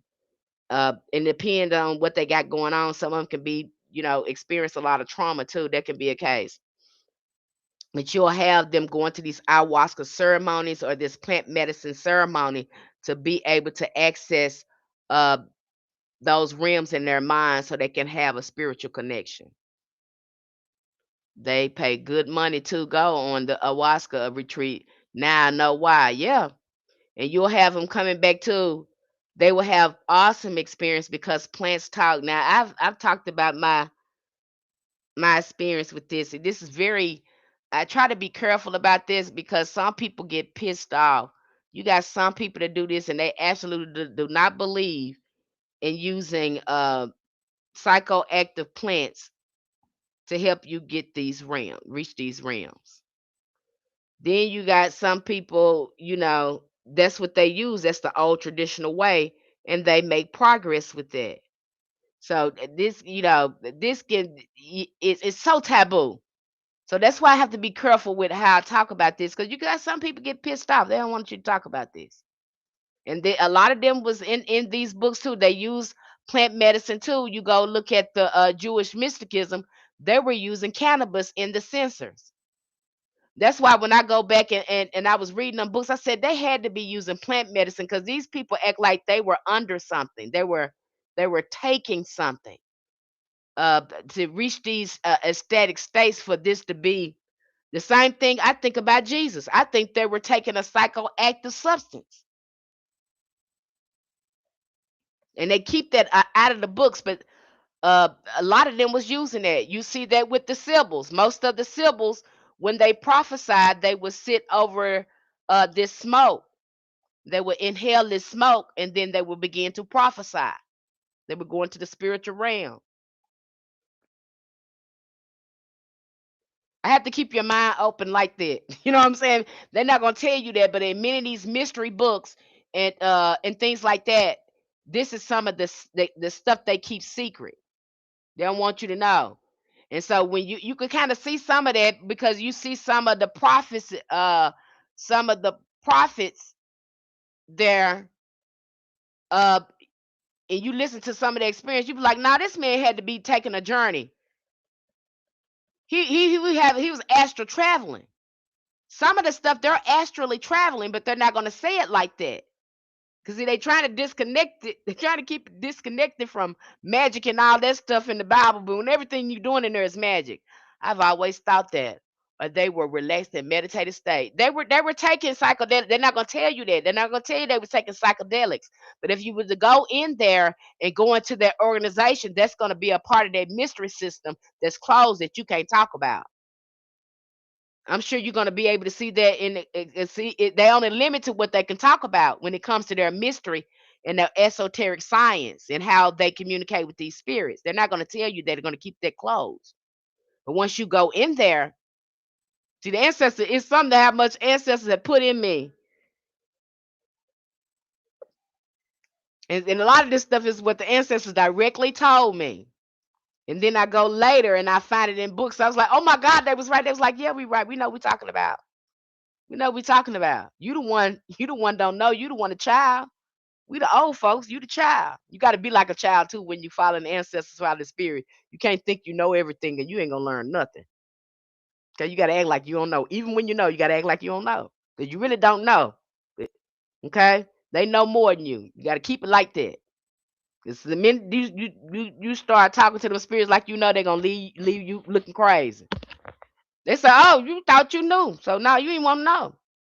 You you got to be like a child in this because you don't know. Even I don't care how many books you done read and all that, you don't know. You really don't because you're following the spirit. Okay, I mean, again, you're looking at somebody's experience to try to help you understand your experience. That's all you're doing here. Okay. But a lot of them, they are using esoteric knowledge, you guys. They are using plant medicine. They are using psychedelic plants to go into these realms. There's no other explanation for that. And they may not be telling you that, and the Christians, they had to leave that out. But when you go into Jewish mysticism and you see in some of these temples, they were burning cannabis in the temples.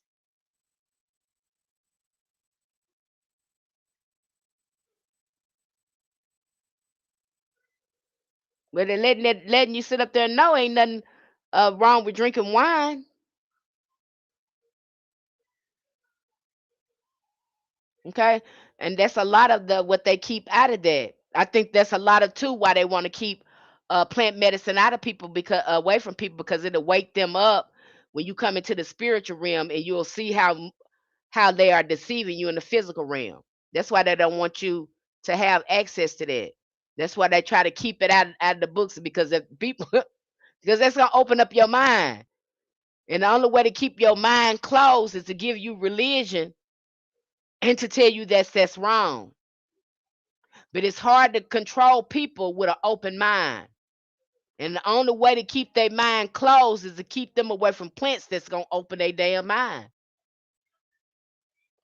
You ever notice that alcoholics got more sense than you? You ever notice that the person that's addicted on drugs and stuff, they got more sense than you. They know more about how the world functions than you do. You ever notice that? Yeah, we can call them crackheads. We can call them all kinds of names, alcoholics. But you sit there long enough, they're gonna have more wisdom in them than you doing these preachers. Some of these alcoholics and drug addicts, they got more. I remember telling my cousin, and she was strung out. She was an addict, and I was really trying to tell her what to do. She said, "Ah, don't do that." She said, "Because the more you tell me the right thing to do, the more you lose your sense. You sound crazy."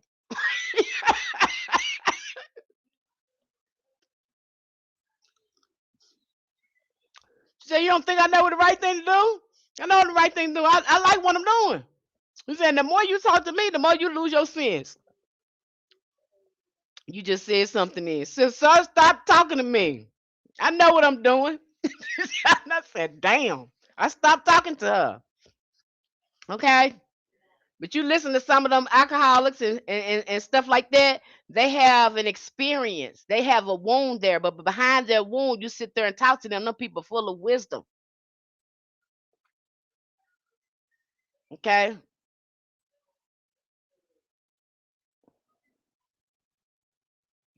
Yeah, a lot of wisdom. So you don't judge a book by its cover.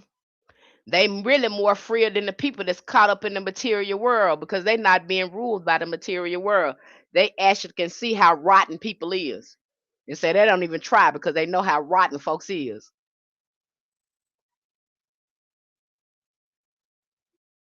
Some of them smarter than you. They don't even play. They don't give a damn about this because they know it ain't nothing. They know it them number rotten ass people trying to hold on to material stuff. They can't stand it so much. They stay in the alter reality. They don't even want to be here. They want to stay drunk. They want to stay high. They don't even want to be here.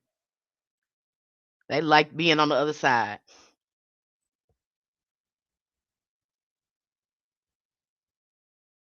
I know you haven't looked at it from their perspective, have you?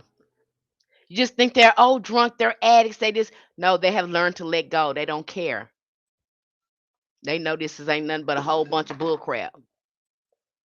They're free. Notice you can help them and help them and help them and help them and help them. They don't want that. They'll take the little help. They don't want to be where you at. They're free. And you think to yourself, you ain't got no place to stay. You ain't got this. You ain't got that. They look at you. Yeah, you got a whole bunch of damn bills. You got something to call a job to run you into the damn ground.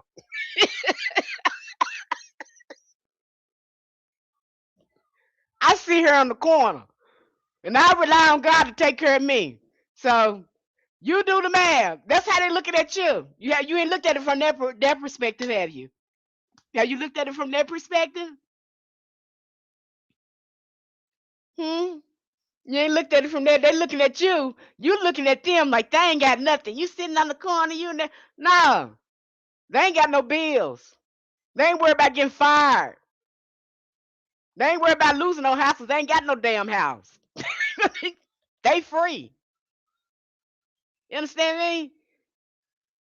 You don't want to fool. You don't want to bought into the system. You don't want letting them take all your money. You don't want doing all this. You don't want think this real. You don't want trying to be all this for everybody else.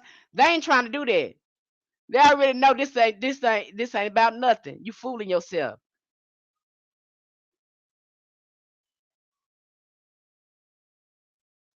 Okay, that you can learn something from them. Don't try to pity them. They got more sense than you. If you sit down and talk to them, uh you will realize, how you been duped. They'll show you how you been duped. You think you smarter than them, but they smarter than you. They've learned how to play the game better than you. They've learned how to not get attached with stuff. They have the most sense. I talk to them. Okay. They're not attached to this stuff like you. They're not worried about what people say. That takes some real courage to stand out on the street, to live on the street, and not give a damn about what nobody say. Do you know how much courage that takes? Now you ain't ready to go there yet. Don't talk about them people. Don't talk about them. They got more wisdom than you. You don't want to be duped. You the one that been duped. I didn't think about it like that till one of them started talking to me. I was like, what the hell? How the hell you better than me? I had to go. I was like, oh my god, oh my god. They not lying though. They not lying. Okay, you don't see how brainwashed you've been until you start talking to other people. Just like they told the immigrants and stuff when they came to America that black people, we this and that. And then when they go to talking to us, they be like, "Oh my God, them people lied. You let them lie to you though. You believe the hype. We started trying to school you about how raggedy these folks is, and you let them brainwash you. You try to tell you that's all them people do." Okay, especially when you start looking at, look, especially when you talk to some of these veterans, you talk to the alcoholics or the addicts, them people really are full of wisdom, and they're there because they're hurt, they're wounded, but behind those wounds they have tried to get wisdom and understand why they're at where they're at. And if you talk to them, you'll gain so much insight. Please don't talk about them. Okay, they got more wisdom than you. You don't want to fool. You around here trying to go to work. They already made that they not gonna work for shit. They not gonna let them people make a fool out of them, drain their energy. They just not gonna do it. They ain't gonna do it. Don't give a damn about no house because they ran into the ground that had them, drinking and all that stuff. It just ran them in the ground. They're not gonna do that. Okay. They would just let God gonna take care of me with the house, without a house. It don't matter. A addict, not an addict, God still gonna take care of me. Doesn't matter. They've come to that understanding. They understand something that is beyond your understanding. If you haven't had that experience, then you're not going to understand it. If you don't sit there and try to talk to them and stop trying to judge them, you're not going to understand it. Literally, they knew this world before we did. Yeah. I used to get mad at my mom all the time because she would say, "I'm just sick of this damn world. I'm just gonna be a bag lady. I'm just gonna push a damn cart." I'm like, "No, the hell you ain't gonna be pushing no damn cart and be my mama." I always tell her that. It's like, why do you always say that? Stop saying that. Stop saying that, because you're not gonna be a vagabond or a hobo. I'm not gonna let you do it. So that's how I got older, and I said, damn, she was on to something. She knew what the hell she was talking about. She was trying to get free. And here I am trying to keep her in captivity. Hell, I feel the same way, but she was on to something.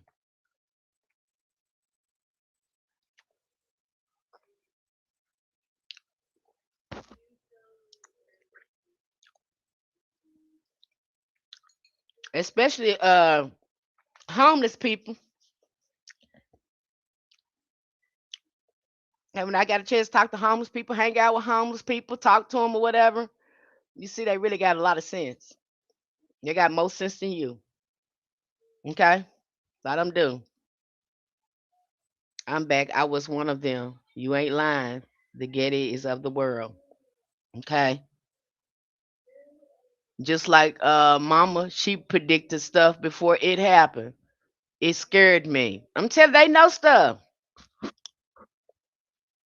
They know stuff. Okay, they know what they be talking about. It may not make no sense to you, because we young. We look at, our mind has been impressionable and they've been molded. When you sit and talk to some of these people that's been through some stuff, you learn something.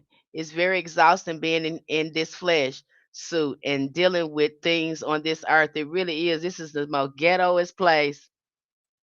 The more you heal and stuff,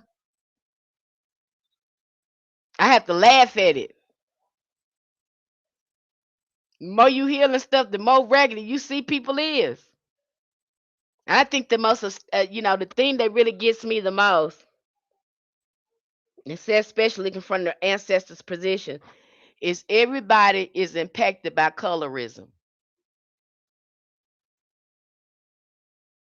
Every race. Aren't you find that I'm like, these, how can these people make everybody in the world sick with colorism? I mean, every culture.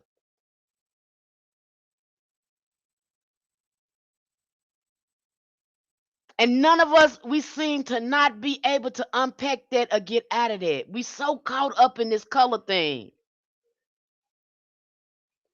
Light skin, dark skin, and everybody want to be light skinned, and there's no skin protection at all. It's gonna burn you up. You're gonna get skin cancer. You're gonna be raggedy. You're gonna be ugly. You're gonna be wrinkled and spots and stuff all over you. That's what you're gonna get with it. You are looking at inferior genetics,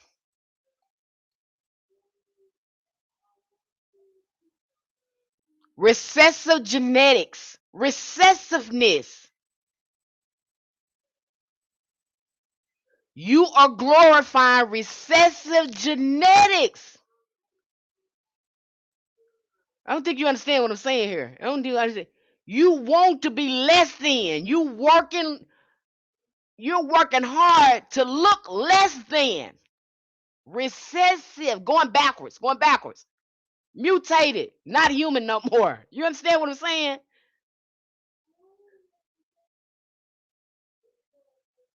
Why would you do that? You got people, bleaching their skin. They don't want to be brown. You got them saying, "Oh, you're ugly because you're too dark." That's not true. You got people destroying their families because of this. This destroying cultures because of this. They have made us think that white is beautiful. It's false. And I can see if it's just in the black community, it's alarming when you find it in every culture that colonization touch. You left a disease with them. You left a disease with everybody you touch.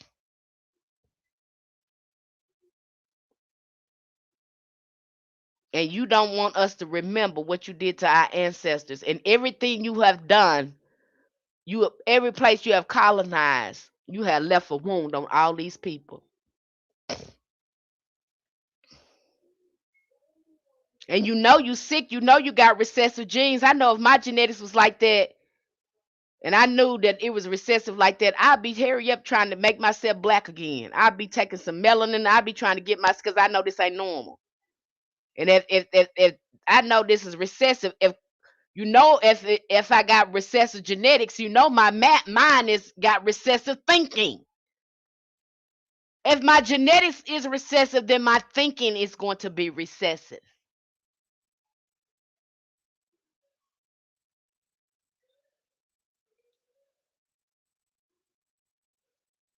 Then y'all go so far is that you try to marry into the family. Y'all marry each other trying to save some genetics.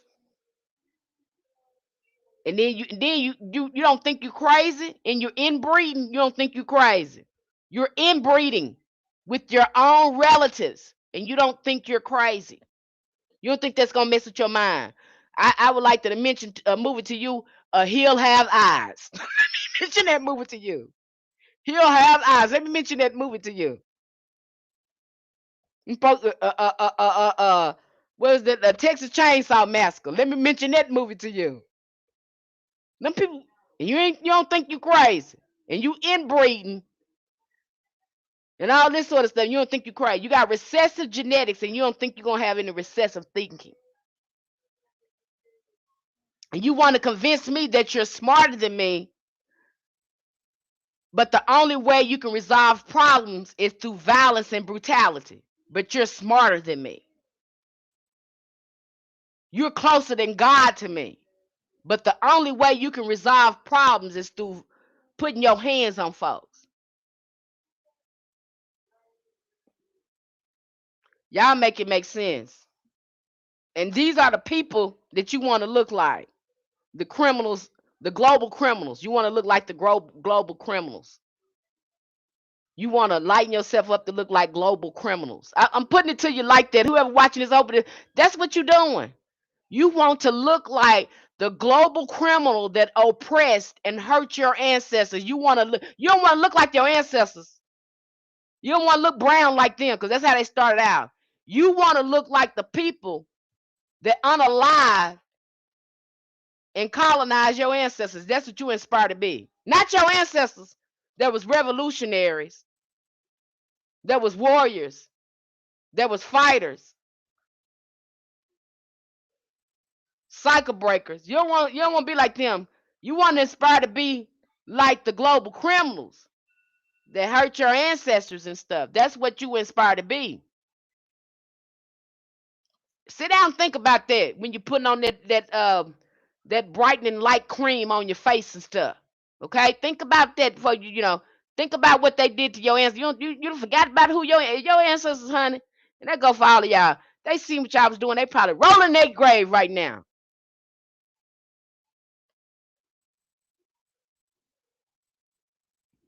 They probably rolling their graves, and they did not, for the Asians and the Hispanics out here. They probably looking at y'all and said, we did not come this far for you to try to look and act like these people. What the hell is wrong with you? We didn't give you life so you can change your whole identity and try to be like them people. Is that what we died for you to do that?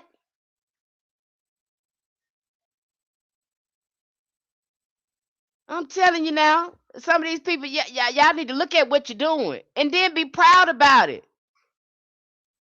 We don't like them because they're Cambodian. We don't like that because they're Philippine, because they dark skinny. Oh, we call them. Look at you with your raggedy self. You inspiring to be like a global criminal. You're disgusting. Sad to see that we got this all in our community. All people of color, we're dealing with this in our community. It's sick. They made us sick. And you think you can assimilate and work with them? They will never see you like them. You're talking about a people. I'm just talking about in the United States alone. These people sat down with their children, pulled out their food, laid out their blankets and pulled out their food, captured black people, strung them up for from trees laughed and talked and giggled and took pictures as they hung your ancestors from trees. And then not only that, they made postcards that they sent all over America. And some of them ate your ancestors.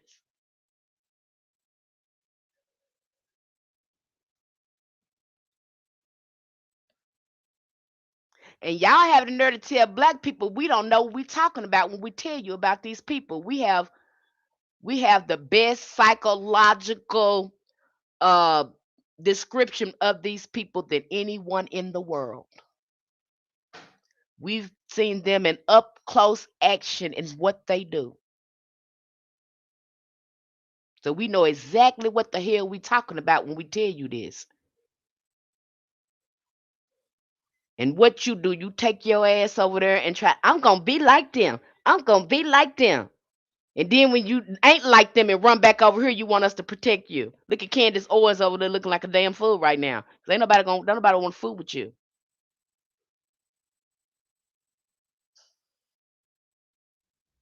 We will show you the evidence what these people do.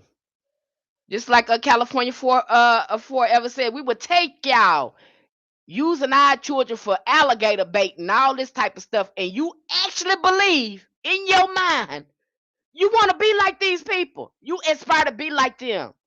You think they're a representation of honor and righteousness, and you are sadly mistaken. When your ancestors, your brown ancestors, was the most righteous people on the earth, they can't even they don't want you to even know about that, and they damn sure don't want black people talking because they know when we start opening our mouth, we're gonna bring them to their knees. They can't say nothing because you know you raggedy. They're gonna tell you, don't talk about them, don't get near them black people. Now they make trouble. Yeah, we make trouble because you know who you are. We don't sugarcoat nothing. We don't care about assimilating. We ain't trying to brighten up our skin. We know a devil when we see one. So yeah, you don't want us talking to them because we talk to them, they gonna get the hell away from you and stop messing with you. And you don't want us all together because if we all together on the same page, your stuff, your shenanigans don't work. You can't go around here making people sick with your stuff. Shoot. It's a shame. It's a shame. It breaks my heart when I see, when I seen that. My heart just, oh, I said, they dealing with that too. God, we all sick. We all sick, God. We got work to do. Oh, God, they just made everybody sick. And then they walk around here like they the most righteous thing in the world with their sour, raggedy self. Is all of them like that? Not all of them like that. It's too many of them. Tell you that. Okay? That's what I say. Okay? And so, again, when you are dealing, get back on shamanism because every time I think about that, that's just crazy to me. That is crazy. Again, when you're using shamanism, when you're using this method, you can use this method. This guy is talking about voodoo, but this method can be used for a variety of things. Our ancestors have been using shamanism to visit the spiritual realm, the upper world, the lower world, the middle world. We have been using these methods to visit other realms for the longest. Okay. Voodoo shaman is ultimately a guide to self mastery. It teaches the practitioner how to develop the inner world, how to reconnect with the spirits, how to cultivate ashe, and how to heal at the deepest levels.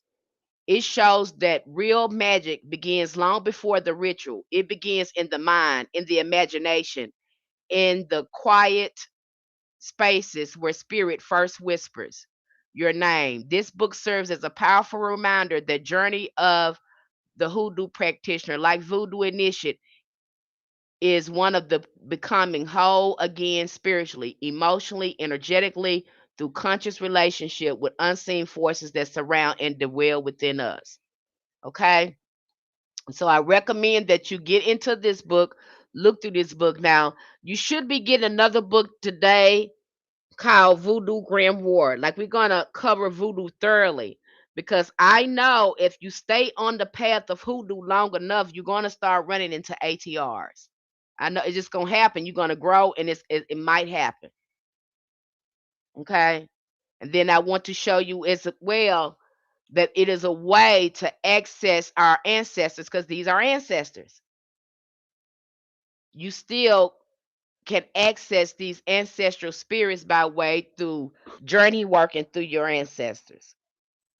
And you got to remember, many of these voodoo deities and orishas are ancestors. It's not to be separated.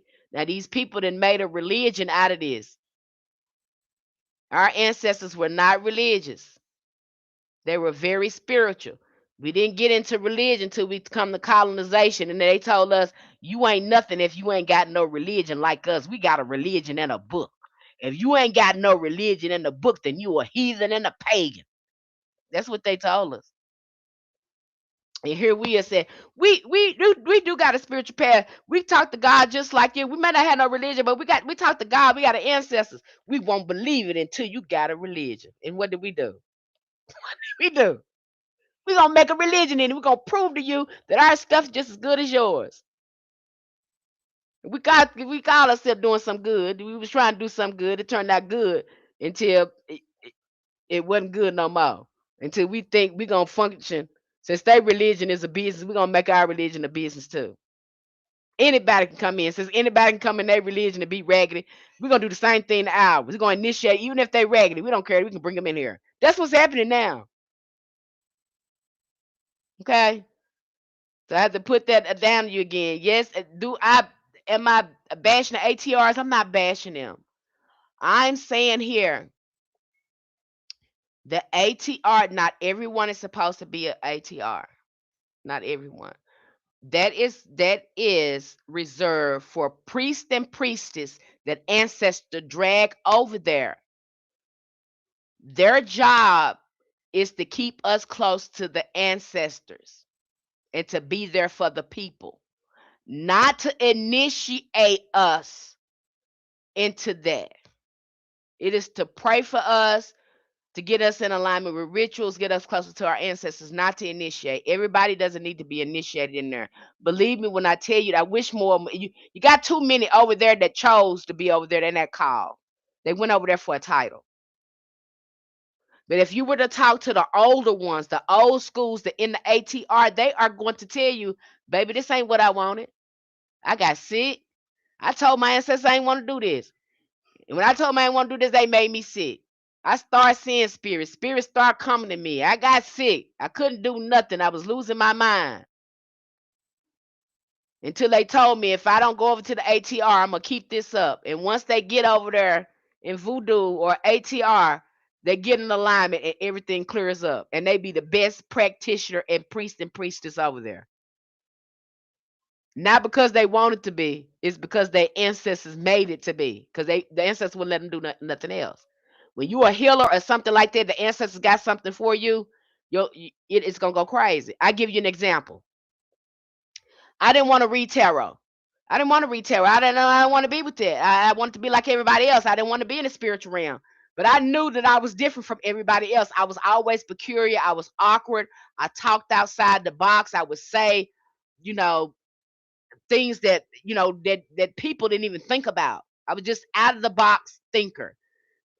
You couldn't put me in no box. You couldn't, that's just how it was. I was very peculiar. And when I opened my mouth, people would say, "Where you from?" I'm like, "I'm from here. I'm from Arkansas." "You don't talk like you from here." People say, I'm like, "How do people talk like from Arkansas? People like you don't talk like they from here." And so, I was very peculiar. So I would try to be like everybody else. I want to be like normal. I want to party like everybody else. I want to be like everybody else. I'm not doing these tarot cards because I don't like the way people look at me. My life went to hell. It went to a living hell.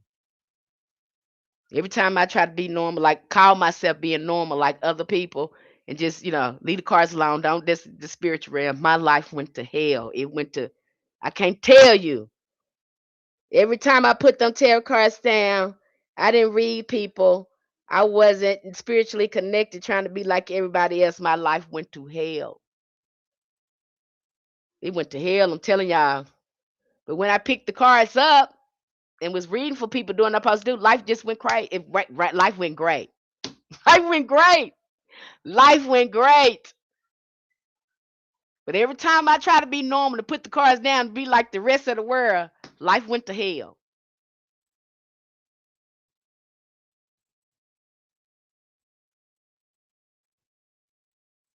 Okay? So that was my sign in. I can't. I give up. I just give up. I'm just gonna do it. I can't. I'm tired. That's when I just gave in. I'm just gonna do it. I don't care what other people think. I'm just tired of my life being messed up. I'm just tired of my life being raggedy like this, trying to be like everybody else. They just don't. They're gonna have to like me. I don't care. I'm just gonna do it. When I decided to do that, life went better for me. But every time I was trying to do like everybody else is doing, and I would get mad. I was like, how come they can do it and I can't do it? How come they can get away with this shit and I can't get? Because you not the same. You know better. They don't know no better. I would be so mad with people they can get away with doing stuff, but then when I do it, oh hell no. Nah. Oh hell break out loose with me. I get in trouble right then and there. That's why I don't try it with people. I don't try it. I do not try it. It doesn't work. And that's just been my experience. You will know if you're called to do something because ain't nothing gonna go right until you get, and that's how it's supposed to be for initiation. And the people that's jumping over there, you can tell they're not supposed to be over there because they have a hard time of keeping up with all of that. Okay, they have a hard time. That's why you know their ancestors ain't put them over there. Now, if you done got a foundation in there and something that you decide to do, and you have established with your ancestors, it'll go a lot smoother for you. But when you jump over there for the wrong reason or it's being marketed to you like a prosperity thing, you can find yourself in a pickle. But it's not meant, you're not meant, everyone is not meant to be initiated. You're meant to, maybe work with a certain deity over there. Your ancestors might want you just like you would a saint. The same thing you would look with the saint. Look at the voodoo and Orisha like saints. Just like you would work with a saint or an archangel to help you with some things, you can work with them like that. You don't have to be initiated, and but that is the way they are presented it to you. But you don't have to do that way. Again, this is a religion. This is a man-made thing. Our ancestors was not doing that like that. This is something that they cultivated, among diaspora. Everybody's not supposed to be. If you was born into that, you wouldn't be initiated. If you was in your natural habitat before religion even existed, came rolled up us on us, you would not have to be initiated in there to talk to Oshun, to talk to Papa Leg, but there would be no initiation to that. Not unless that your ancestors call you to be a priest, and then they'll lay out this rituals and all that stuff to have you be a priestess to priest to conserve the community. But it was not a religion where you couldn't talk to a certain deity unless you was initiated. It was nothing like that. Because these are ancestors. We're talking about ancestors now. These are still ancestors that being sanctified, being deified. So if you were in your natural habitat of religion never touched us, there wouldn't be no such thing as an initiation. Not unless you had the ancestral priest saying the ancestors calling that person forward to stand up as being a priest, or if there was a priest or priestess always in the family, then you will have to go in there and be initiated into that to work with the community. That's how it's supposed to go.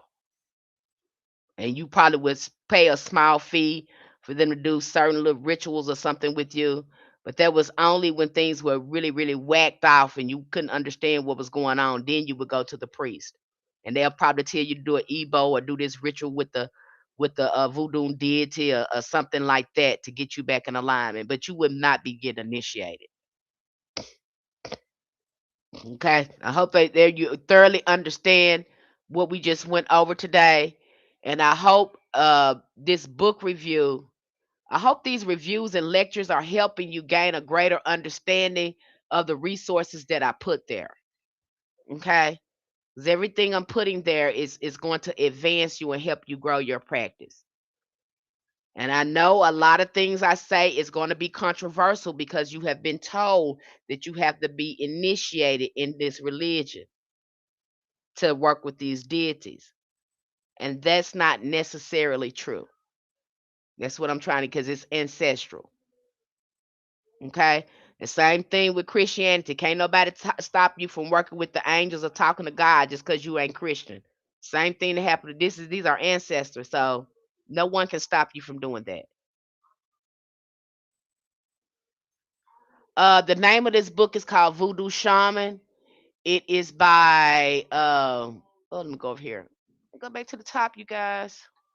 It is by Rouse Heaven, a foreword by Tim Booth. Now, if you're in our community, you know we have a lot of resources. You guys got so many books; it's probably crazy right now. You probably ain't got any more storage room for all the books that we have. You always get the books for free in our community because I want you to have them.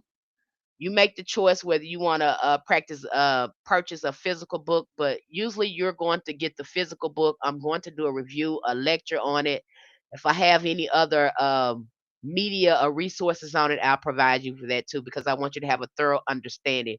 I don't want anything to be vague or you to be guessing about things. You should know. You have a right to know. How do I join the community? The link is in my TikTok bio in Linktree. It should take you directly over there.